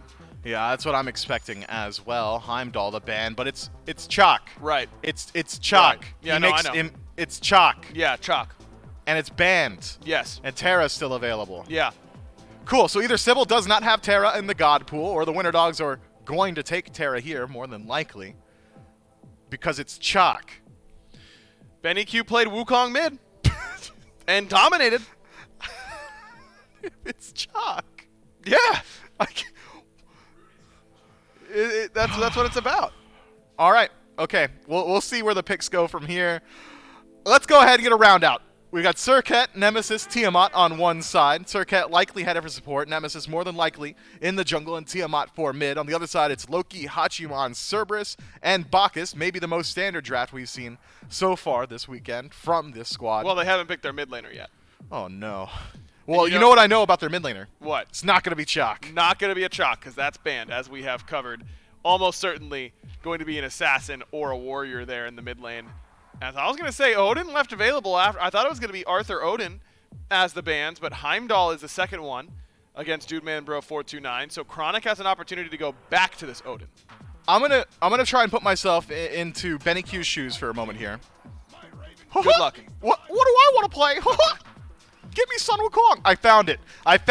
I just had to put myself in his shoes for just a moment. I think you misunderstand what the phrase Mickey Mouse means. In what these- regard? I don't have time to explain it to you. We got to talk about the picks and bans. We'll talk after the Oh, game. Okay. have I done it? Is he the hero that we all needed? I knew it. All I had to put on was the little red pants and the large yellow shoes, and he's gonna lock in the Sun Wukong mid. I'm a genius. Lock it in. Go ahead. We know it's going that way. Might as well. You already got your magical damage from Cerberus and Bacchus. You don't need anything from your mid laner. You got aggression from Loki out of the jungle, and a Tiger Stun to set up for it. I can see your face right now, Aggro. You don't seem too happy about it, but I'm just right. You might be right, but he played Wukong earlier. Let's this time. go! It is Wukong mid for Benny Q yet again. Leave the Mickey Mouse impressions to Gore. He's so first much and better foremost. at it. He's so much better at it. It is not close. Look, I think there is a major difference here, though. In the last time that Benny Q played Wukong mid in this one, and it's the Tiamat in the mid lane. We talked about how Merlin can really struggle against some of these poke-oriented characters. Wukong mid going to be focusing a lot on diving. Tiamat much better at surviving the dive, has in-lane sustain, tankier, CC immunity. CC immunity. I'm liking a lot more of the tools here for Nehu. But you've got even more dive from the rest of the draft. You're going to be Sun Wukong plus Loki, Assassinate to close that gap. Bacchus, he's going to leap in. Stygian Torment, leap from Cerberus. Even Hachiman going to be able to close that gap. So if the strategy is for the Winter Dogs to dive mid, they've got the pieces for it. Sure, it's going to be a little bit harder this time around because Tiamat has everything that you just listed. But I think it's going to work out just fine. This strategy from the Winter Dogs has been consistent for them in this set, and they've built a team composition that fits their style. Just the Sleekness is all of a sudden now the last 2 games in a row. You were up 2-0 in this set. Now we're sitting at a 2-2 game, game 5. How hard is that as a player to be in this position where you're in danger of being reverse swept? It's a clear decline in the mental. You're sitting up 2-0. You're like, nice. You lose game 1, or the first game goes the other side. You're like, I don't care. Like, they got to do it 2 more times. No shot. They win the second game. You're like, wait, in 20 hold on. minutes flat. In 20 minutes flat. You're like, well, hold on. Wait, there's a dead even state. Oh God! And then all the what did you say? You got Mo on your side. Yeah, my friend Momentum. Momentum. You don't want that. If I'm Sleekness right now, legitimately, and this is not me just being glib, I'm not having fun, I'm shook to my absolute core Against Wukong mid. against Mickey Mouse Wukong mid. You still don't understand what that term means. I'm so sure of it. Look, the dive continues to be there for Winter Dogs. That has been the MO for them the entire tournament. They don't have a backline to dive. And that's, I think, hard as a jungler, right? Where you're like, all right, I'm going to go around the back of the team fight where I'm supposed to be, and no one's home because they're in my back line, including their mid laner, their hunter, their jungler, whatever. No one's to be found a lot of times on these dives. No. So what is Sleekness' strategy going forward? You've got Nemesis to strip defense from some of these targets. You don't really want to hit Sun Wukong with it because he's going to go up to the Somersault Cloud and heal. You don't really want to hit Bacchus with it because it's a Bacchus. He's got so much mitigation in his own right, so as long as he's holding on to the chug, before, or after rather, the Nemesis ultimate, you're going to get some of that mitigation back regardless. Hachiman might be a decent target. He starts to use that ultimate. You strip away some of that movement speed, some of that defense. You could chase him out easily, but you're right, man. Sleekness, they've got a steep hill to climb here. It's going to be a lot of fun. Game 5 here in the NA Circuit Playoff Finals. Let's see what happens. Do or die. The reverse sweep man might beckon us into another reverse sweep here. The Winter Dogs, they win 2 straight, a 3rd straight. We'll give the Winter Dogs the NA crown. Sleekness, they start off this set 2-0 up. Contested game 3. Who knows? Game 4. And now game 5. All bets are off. But I think you do have to have the momentum conversation, Trelly. This Winter Dogs team, I think far and away ahead of that conversation. Yeah, I like what Aggro touched on. I mean, this Wukong mid did find a lot of success into that Merlin pick, but this is a Tiamat. This character gets 60% mitigation in ground stance. As we've mentioned many times before, this is a very different beast. If this Wukong is going to have success, which if we're being honest, Benny, he knows what to do. He's done it before. This time, starting the beats. He does not like the aggression. He doesn't get that blink this time. He doesn't feel like he can kill the Tiamat. He's going to dial it back a little bit, just a little bit, and he's going to pick up the beats. Actually worth mentioning, and it's a good point you bring it up, where you get blink, you get aggressive in He just lane. took a tower shot. 4. Chaotic long setup, forgetting what game we're in. Somehow, Oath, first blood over to the Winter Dogs. And that is simple. Oath has had a great game already this set on the Nemesis, and that's a forgettable way to start here in Game 5. Yeah, Aqua making the rotation over, hitting the easy stun. I was just talking about how Benny Q took a tower shot to Tiger stun there, and this shows the pace of this game. All-out aggression, but here we go. The duo lane's rotating over now. Yeah, the old level 2 duo lane rotation to mid, I guess. Benny Q uses the beads. Has his tier 1 tower right around the corner, but Dudeman Bro dashes in. Benny Q, where are you going to go? How are you going to survive? To the grave is the answer, and you will not is also the answer. Dudeman Bro backing away. We are 4v4 in mid lane at 1 minute and 45 seconds. Oath back from the grave and grabs a return kill. I'm surprised that Chronic and Aqua are not heading over right now. Oath coming back. This is the second time he's done this, where he's died early, and then he makes the early aggression, comes right back in, gets that return kill, probably puts himself, I mean, I don't think Kirmi was getting farmed during that time, so yeah, Oath's going to have a small XP advantage right now for sure, and now he's looking over towards the Aquarius. He's going to be okay, though, right near the tower line. Not too big of a deal there. But the duo lane out of Sleekness, great point to just come over there. Good dash from Dudeman Bro. Avoids the belly flop, and the hard bomb is in. Should be enough damage onto Sybil, and it sure is. It has been a quiet 2-game stretch from Dudeman Bro after starting off this set 2-0. And now, Wowie, remember back to Game 4. Wowie started off that game with a triple kill. This one a little bit more drawn out for Dudeman Bro. But already 3 affected kills for this Cupid. Might start to be the hunter to watch here in this set. Kirmi sent some damage Nehu's way. Who will back right on up. You really can't sleep on this Cupid pick. I mean, I guess not. We didn't put any respect on the Cupid name. We said, you know, there wasn't too much that it deals with. It's pretty solid into this matchup, to be fair, though. You got, you know, the Bacchus. It can stun out a lot of different things, or cripple out a lot of different things here. But this Cupid pick has been finding a lot of kills early. Maybe it's just because of the overall aggression and the fact that the duo lane hasn't been involved until late.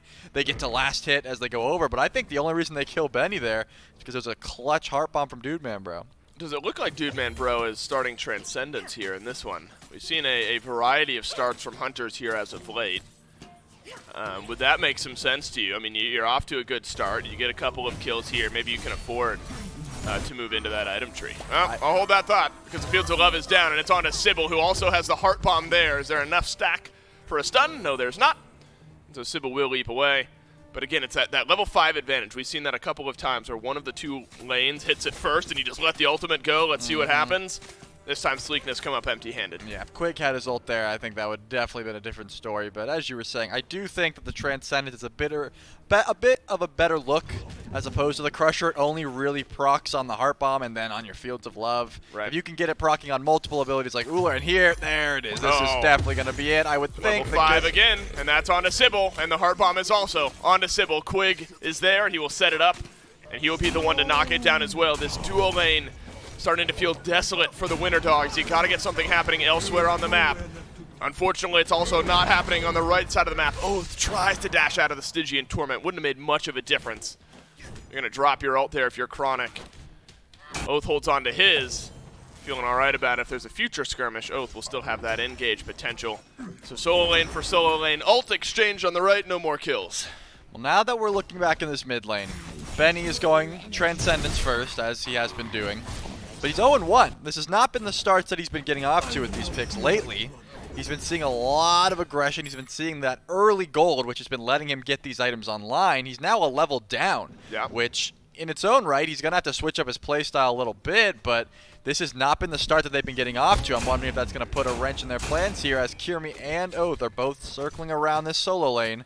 I think they both are aware of each other's presence, though, and they're just kind of tossing this Fire Scorpion. Ooh! Whether a read or reaction, I'm not sure what it was, but it was good. That's for sure from Oath, who will avoid the assassinate from Kirmi, but Scorpion does go down for the Winter Dogs. A grouping now on the right side of the map. Oath, remember, still had his ultimate from last time, still has it here, and there's no chance for Aquarius. Not when Quig is over on right as well. One ult used here in the duo lane, that's Wowie galloping away. And so Dude Man Bro has the Transcendence, stacking it up. Feels like he's got the presence in the lane, at least before Wowie was able to go back and complete that item. So a small window of opportunity for Dude Man Bro. Yeah, I mean, he forced the mounted archery away without even dropping Fields of Love. Dude Man Bro still holding on to that ultimate, still has beads available. Wowie didn't have beads. I'm assuming that's why he had to ult. And now, Quig's coming back over. Quig has ult. Don't think Wowie knows about it. He even drops the ward there. Beads in 5 seconds from Wowie. This could be brutal. He will not have them up in time, and the timing is perfect from Sleekness. Just now, those beads come back up. And Wowie will fall prey to the dual lane of Sleekness. Kirmi, Sybil, they're both here as well. Dude Man Bro avoids a lot of the initial damage from Kirmi. Kirmi close to having that ult back. Blinks exchange. Assassinate used immediately upon coming off of cooldown, but Oath is on the left as well, waiting for the Nemesis ultimate to come back up off of cooldown. Has a lot of damage onto Kirmi, but this one will get repelled, and you got to rewind the clock a little bit to remember the big swing here on left is the dive onto Wowie. That dealt him his first death of the game. Yeah, the fact that he had to use his ult there, unfortunate. Now at least he's going to have it back up if he needs to. I think he did get that blue buff. Despite the ults being used, he's going to have to use his own ult to make sure he gets out. There's no jungles around, so they're going to be all right over here. But either way. Yeah, for once, there's no jungle around, right? Yeah, Dude Man Bro, 3-0 right now. Transcendence is stacking, and Wowie is lacking. 0-1 at the moment. Not too bad. These 3 kills were not on Wowie, just one of them. Either way, it is going to be very difficult to stay alive in this lane or even step up to the wave at this point with how much damage Dude Man Bro 429 is doing. Yeah, luckily for the Winter Dogs, for personal morale, everyone's died once. Sybil's died twice, but not like one person has been into the meat grinder over and over and over and over again here in Game 5. As a team, though, the Winter Dogs have been. A 2,500 gold lead early into this game, 7 minutes and 45 seconds. And this Sleekness team show no signs of stopping. That's a decent knock-up from Benny Q onto Oath. Actually a great knock-up because it kind of slows down anything further. So Benny Q receives a bit of a dive there, but won't go any further. And so the Sun Wukong now has some time to stack on up. Had seen Benny Q separate the Transcendence from the Soul Eater with, I think, a Jotun, something like that, in the middle of the two. Looks like right into Soul Eater for Benny Q here in Game 5. Yep, gonna have to go for the Transcendence Soul Eater combo. Big damage out of this pick. Lots of cooldown as well. We've already seen it a few times work out just fine, but again, this is what we're talking about. This Wukong cannot really abuse a Tiamat. I mean, she has a lot of different avenues to have sustain. Chronos Pendant, as Aggro touched on again, there's a lot of healing in this kit if those lizards die. And here we go. Here's a lot of pressure, and the beads are going to be used. Tough. Back to the base, and you're going to have to juke another one because that ult's coming right back up. Yeah, Dude Man Bro happy. I'll drop that every day of the week if you're going to use your beads immediately. Still mounted archery for Wowie, so has one form of CC immunity if need be. But Wowie has not felt comfortable in that lane for some time. Quig has made some big plays here in this game. 2-level lead over in support. 1-level lead effectively everywhere else on the map, but it's really the duo lane that's felt the pressure of the winner, or felt the pressure if you're the Winter Dog so far this game. And if you're Quig, you've got this level lead. Why not do this? I'm taking a stroll through the Winter Dog's jungle. I'm seeing what I can find. Wowie doesn't have beads, does have mounted archery. This is a telegraphed dive if it does end up happening. I think you see Sleekness play this one a bit smart. We have a nice lead here, Trelly. Let's not roll the dice too hard when the Winter Dogs know where we are. Yeah, I don't think any tower dives need to occur here unless Wowie for some reason wastes his ult. Sybil only level 6 at the moment, 2 levels down, and Quig is kind of lurking behind. I think they know he's there, but Sybil might get caught out here because Nehu. Good blink. It's a great blink from Sybil to get him out. I don't the know immediate if it's fray. enough. Intoxicate down from Sybil. Ult from Oath onto Sybil, and that's another death this game for the Bacchus, who has been punished at every turn. Assassinate used defensively yet again. We've seen that a few times so far this game. It's unfortunate, Sybil having a rough game here in Game 5. And needless to say, Trell, you're looking at the duo lane. Quig, 304, 302 for Dude Man Bro. 6 of the 7 kills. All for the Sleekness duo lane. The Gold Fury will be there as well. And Quig playing Command Possessed. He has affected all 7 of the kills that Sleekness have here in Game 5. Oh yeah, all out aggression, out of Sleekness. They are tired of being kicked around. They're tired of being pushed around for 2 games straight. Despite being up 2-0, they found themselves losing the past 2 because of this aggression that Winter Dogs had, and now they're done with it. Dude Man Bro has been ulting Wowie off cooldown. Wowie has no sort of avenue back into this game at the moment. He can't even exist in this lane because every time he steps up, he gets hit by a Heart Bomb or a Fields of Love combo. He's still staying well farmed. He's only a level down at the moment, but either way, if Wowie is kind of up right now, but it looks like Dude Man Bro just wants his purple, and Benny narrowly avoids the engage from Quig.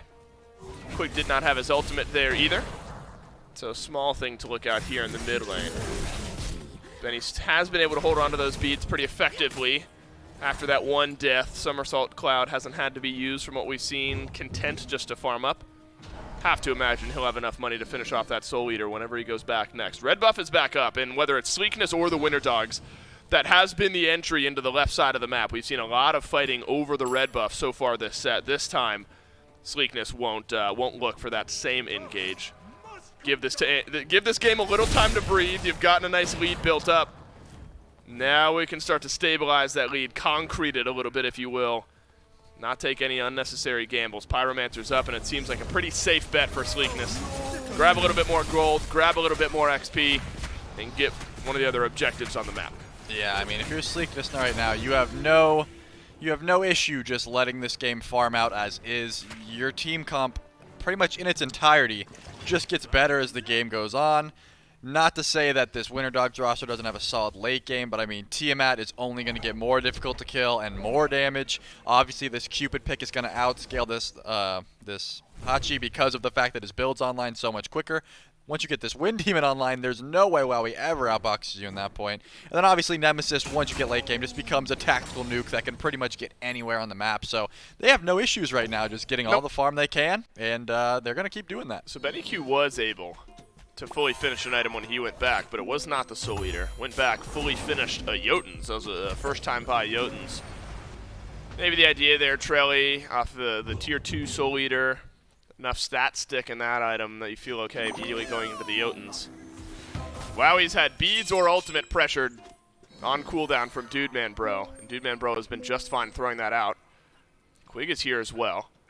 So you're going to have to beads out, the stun from Dude Man Bro, the taunt, the ult from Quig. There's a whole lot of pain heading Wowie's way right now without his ultimate.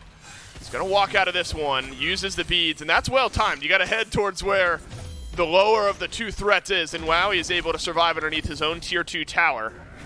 Should be enough damage to take down the tier 1 here on left. But that's now beads burnt from Wowie, who might not be able to engage here onto this fight. The first big team scrap we've seen Where did in a Kirby little go? while. Yeah, he's gone. Benny Q snags a kill in this fight as well, but he is immediately traded out as Dude Man Bro. The 402 Menace is back into the fight here. And once a Cupid joins the fray, all bets are off. He's got a double now in the mid lane. Stygian Torment will be beadsed out. And he is rampaging in game 5. 5 kills straight for the Hunter of Sleekness. I'm pretty sure Kirby ulted in there at some point. I saw him disappear. I did not see the assassinate go off. But Quig, no mana or HP big stun, is blinking big stun. in. Massive engage from Sleekness on the other end of it. It ends up being a 4-kill drop here in the mid lane. A couple traded back by the Winter Dogs, but you're going to lose your tier 1 tower here in the mid lane. And needless to say, that's going to give you a nice uptick of golden XP. And those graphs actually, I think, cater to what we were talking about, Trelly, where Sleekness have been happy just to let things farm out. It's one thing if they stabilize and you're saying, all right, Winter Dogs are okay, right? It hasn't gotten worse. There's been a steady incline up in that golden XP chart, even without all this big fighting. Sleekness, whether it's stealing, farming, objectives, whatever it is, have had this slow, steady burn upwards.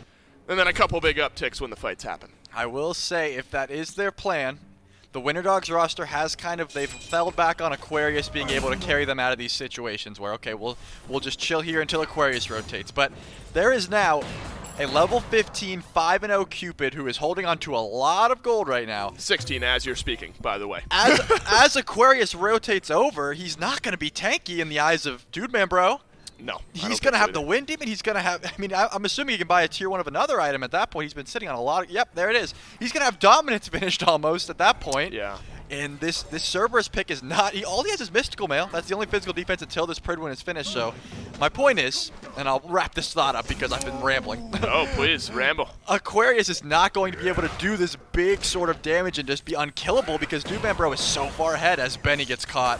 Yeah, Benny will use the Somersault Cloud. Doesn't have beads, but always has that ultimate ready to go.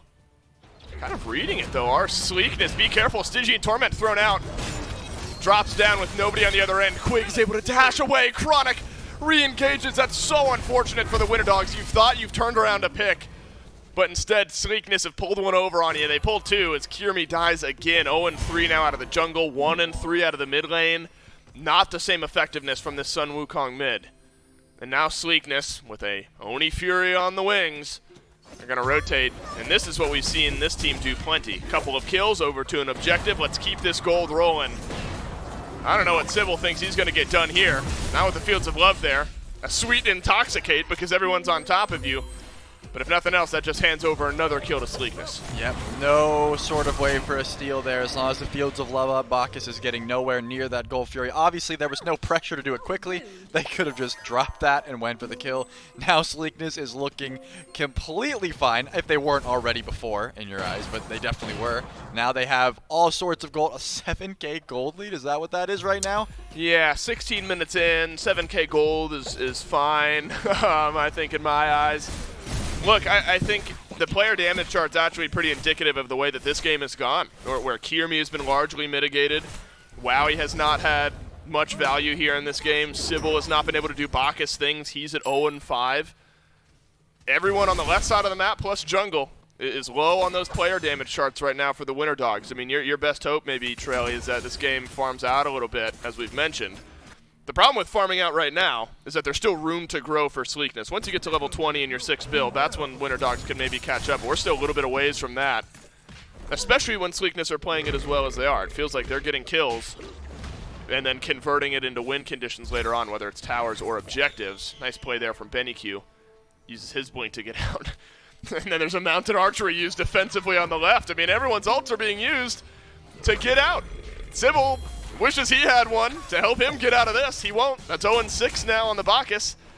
And Chronic, yeah, you're a level up. Chronic Might just have been got able to kill Kirmi, but Kirmi had some backup. Chronic just got Loki ulted. That was apparently Chronic getting ganked. Yes. No that was a issues there. Would you believe that Loki had a 100% win rate before this game? He still does, to be fair. This game could. This game is not over. Yeah, it's close to over though. Look, we're in game 5. Sleekness go down, or they go up. They come in with a game in hand. They win game 1. We're thinking 3-0. We're getting out of here. Winter Dogs. They make us question things for a little bit. Winter Dogs have won 2 straight games, on to an all-deciding game 5 for first place in the North American Challenger Circuit. And right now it feels like Sleekness are barreling their way there. And this is a team Sleekness. We've mentioned it a couple of times today.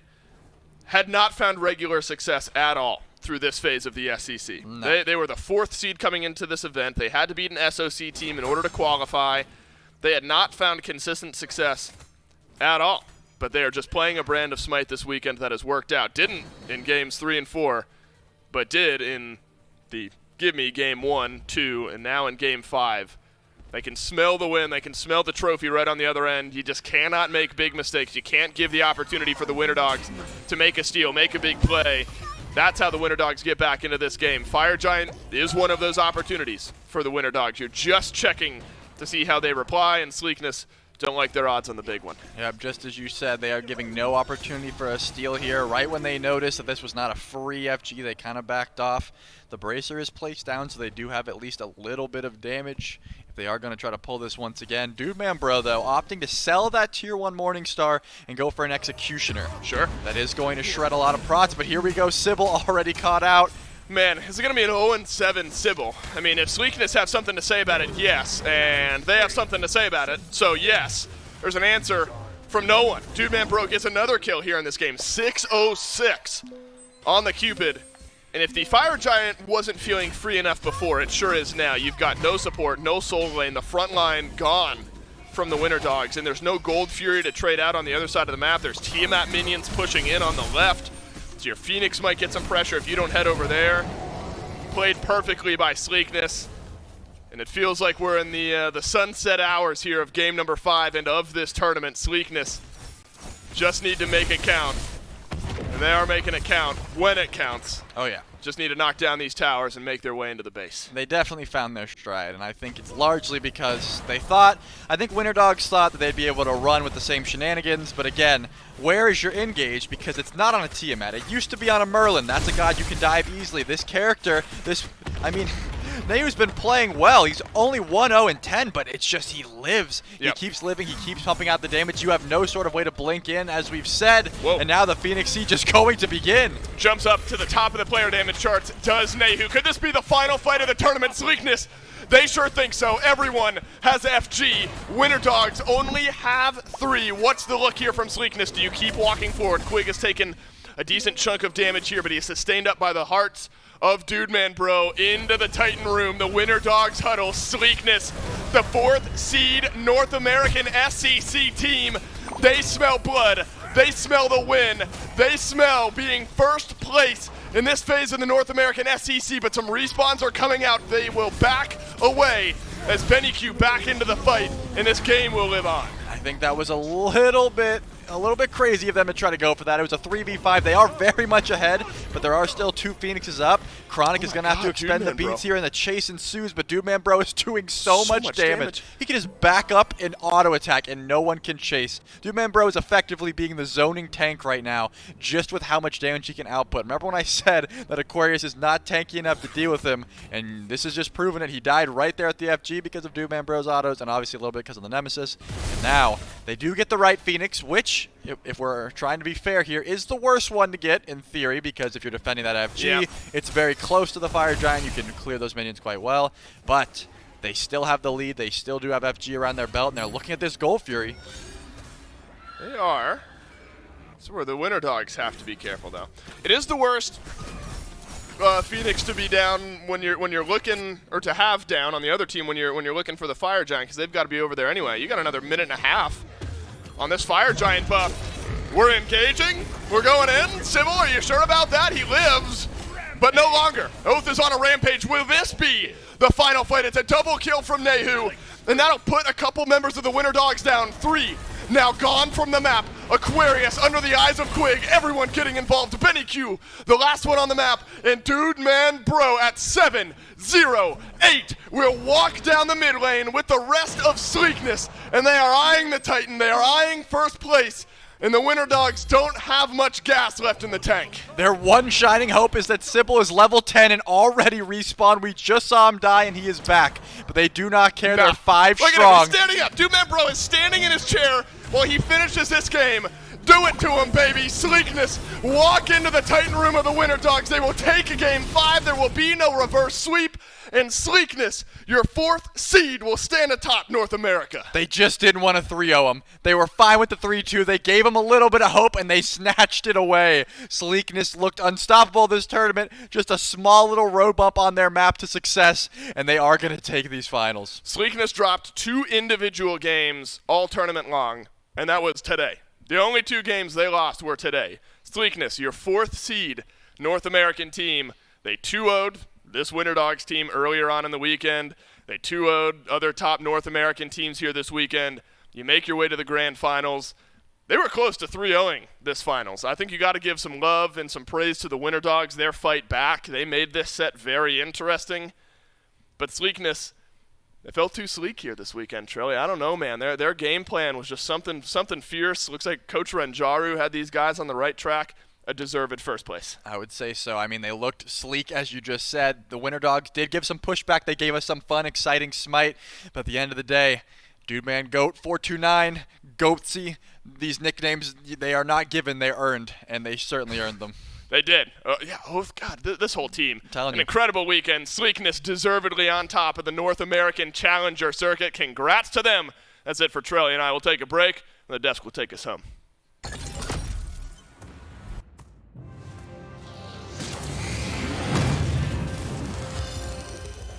Peace through tyranny. Pathetic fools! There's no escape! Transformers.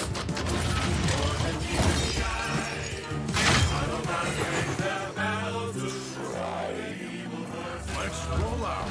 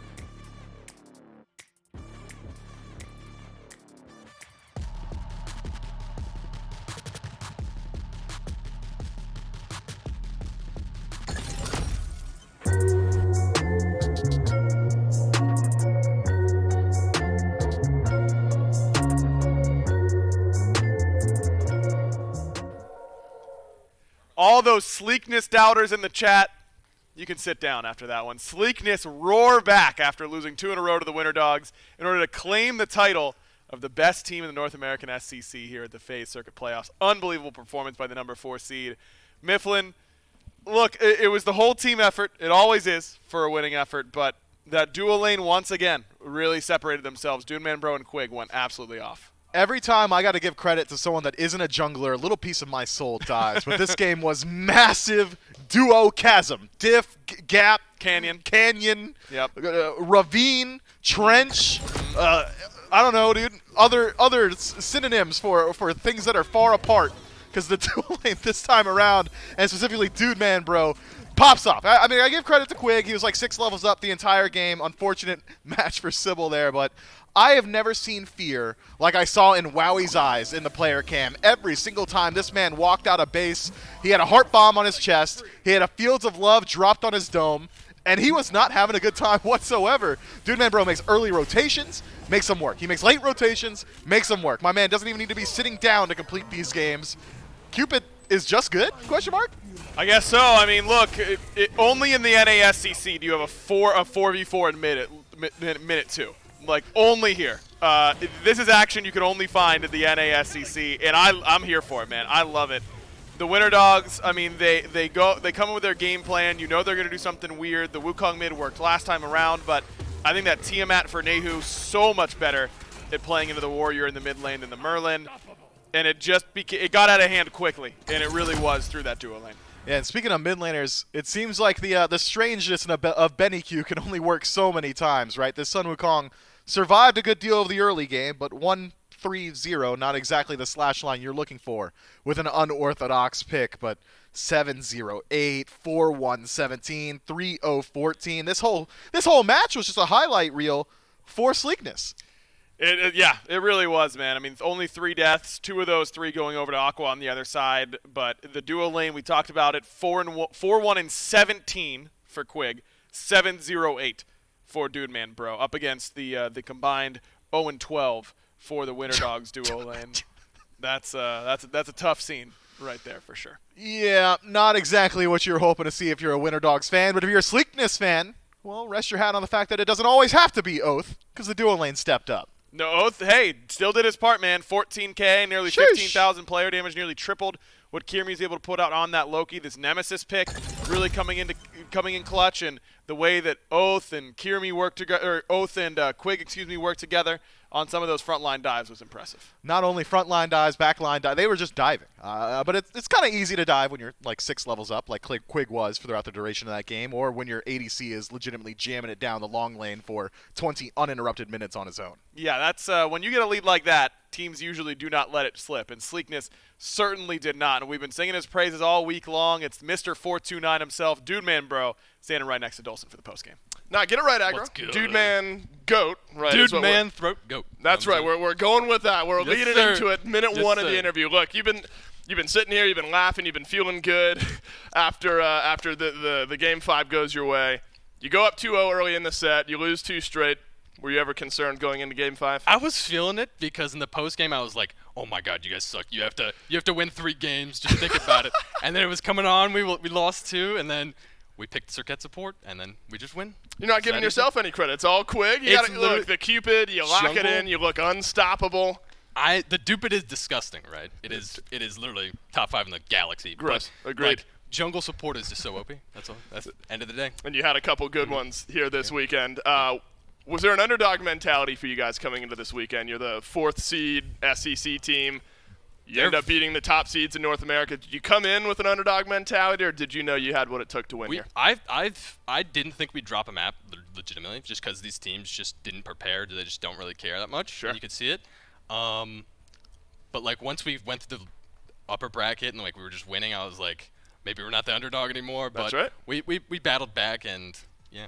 Here's what matters. Swag. Look, the journey to get here was fun, but you won. No matter how you got there, you won. Yep. You win this big tournament. Congrats, Dudeman Thank Bro. you. An incredible way to end it there towards the end. That's it for Dudeman Goat. We'll leave it at Man, that. throat, goat. We'll do it twice. Back to the desk we go. Wow, he has arthritis. Dave, that is your fault 100%. We're all on the same page on that. Mifflin, here's the craziest thing that I'm going to actually choose to focus on about that interview. We actually, before he was Dudeman Bro, he was Waffles from the console scene. No, that's Waffles? That's that dude. You sucked. You were awful. What changed, man? Oh, brutal. Listen, that's the champ of NA right now. That is where we are. Absolutely unbelievable performance from Dude Man Bro. There he is, the absolute king, no doubt about it.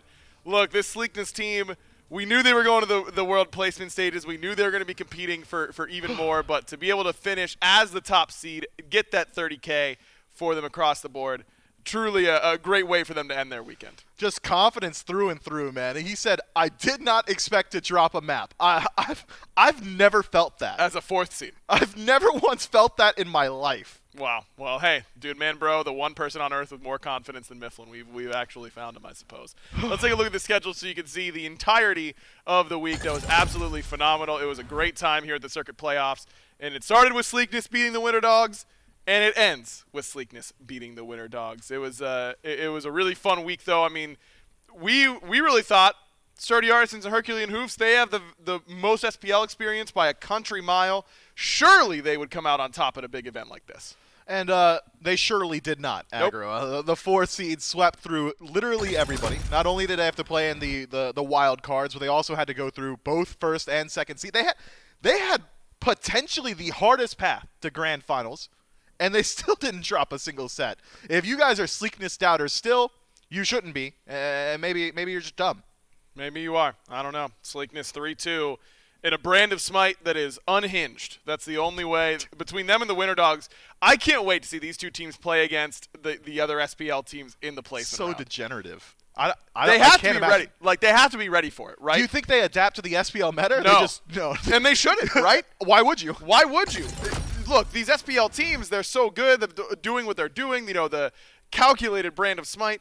If you can get them to brawl you 4v4 at 2 minutes into the game, they don't have that experience. They aren't ready for that. No. They've only been in the mud a little bit. These guys bring their own mud. Yeah, occasionally the Scarabs will track you down in the mud, but they merely adapted to it. That's right. They were born in it. Yeah. Sleekness is born in it. I got your back. Mifflin, Thanks, man. it's been a long week for Mifflin, okay, everyone? He's doing his best to close it out strong here. Listen, we're done with the SCC for now. These two teams, and then, of course, the two teams over in Europe that qualified, Kazakhs Fan Club and Elysium. We will see them again at the SWC placement stages. But we've got groups to play, man. SPL going to the group stage format starting on Friday. We're going to be starting at 11 a.m. That's key to note because SPL up until this point has been starting at 1 p.m. So you got to wake up a little bit earlier and tune in a little bit earlier to catch that broadcast. But it'll be well worth it because we're going to the best of 5 format. Every single one of these matches is going to be highly competitive, and best of 5 may be the best format to figure out who legitimately is better than their opposition. I've only got high expectations going into this weekend. And it's Halloween next weekend. Oh, boy. Have you gotten your costume started there, Mifflin? It's done. It's ready. It's real bad. Can you help with mine? I haven't started. That's awful, man. We planned the Weeks group ago. costume. Yes. Not even months even. I'm going to go with weeks ago, and You I need haven't that to started. be true. I haven't started, and hopefully it will be done in time. So it should be a fun broadcast next Sunday. We're going as a group costume as we usually do. So it should be fun. Make sure you're tuning in as you celebrate your wonderful Halloween. But again, 11 a.m. starting on Friday for the group stages of the SPL to kick off. But what a fun land this was, having the SEC players, meeting a whole bunch of new faces. The next generation of Smite is in good hands, it seems like. The SCC has been a lot of fun. So thank you to everyone who watched the entire weekend. Big shout out to Trelly Relly for coming in and guest starring here on the cast. It was a lot of fun having him. We had a blast giving you this excellent land, and we'll see you Friday for the SPL when it returns. Until then, you can peach it.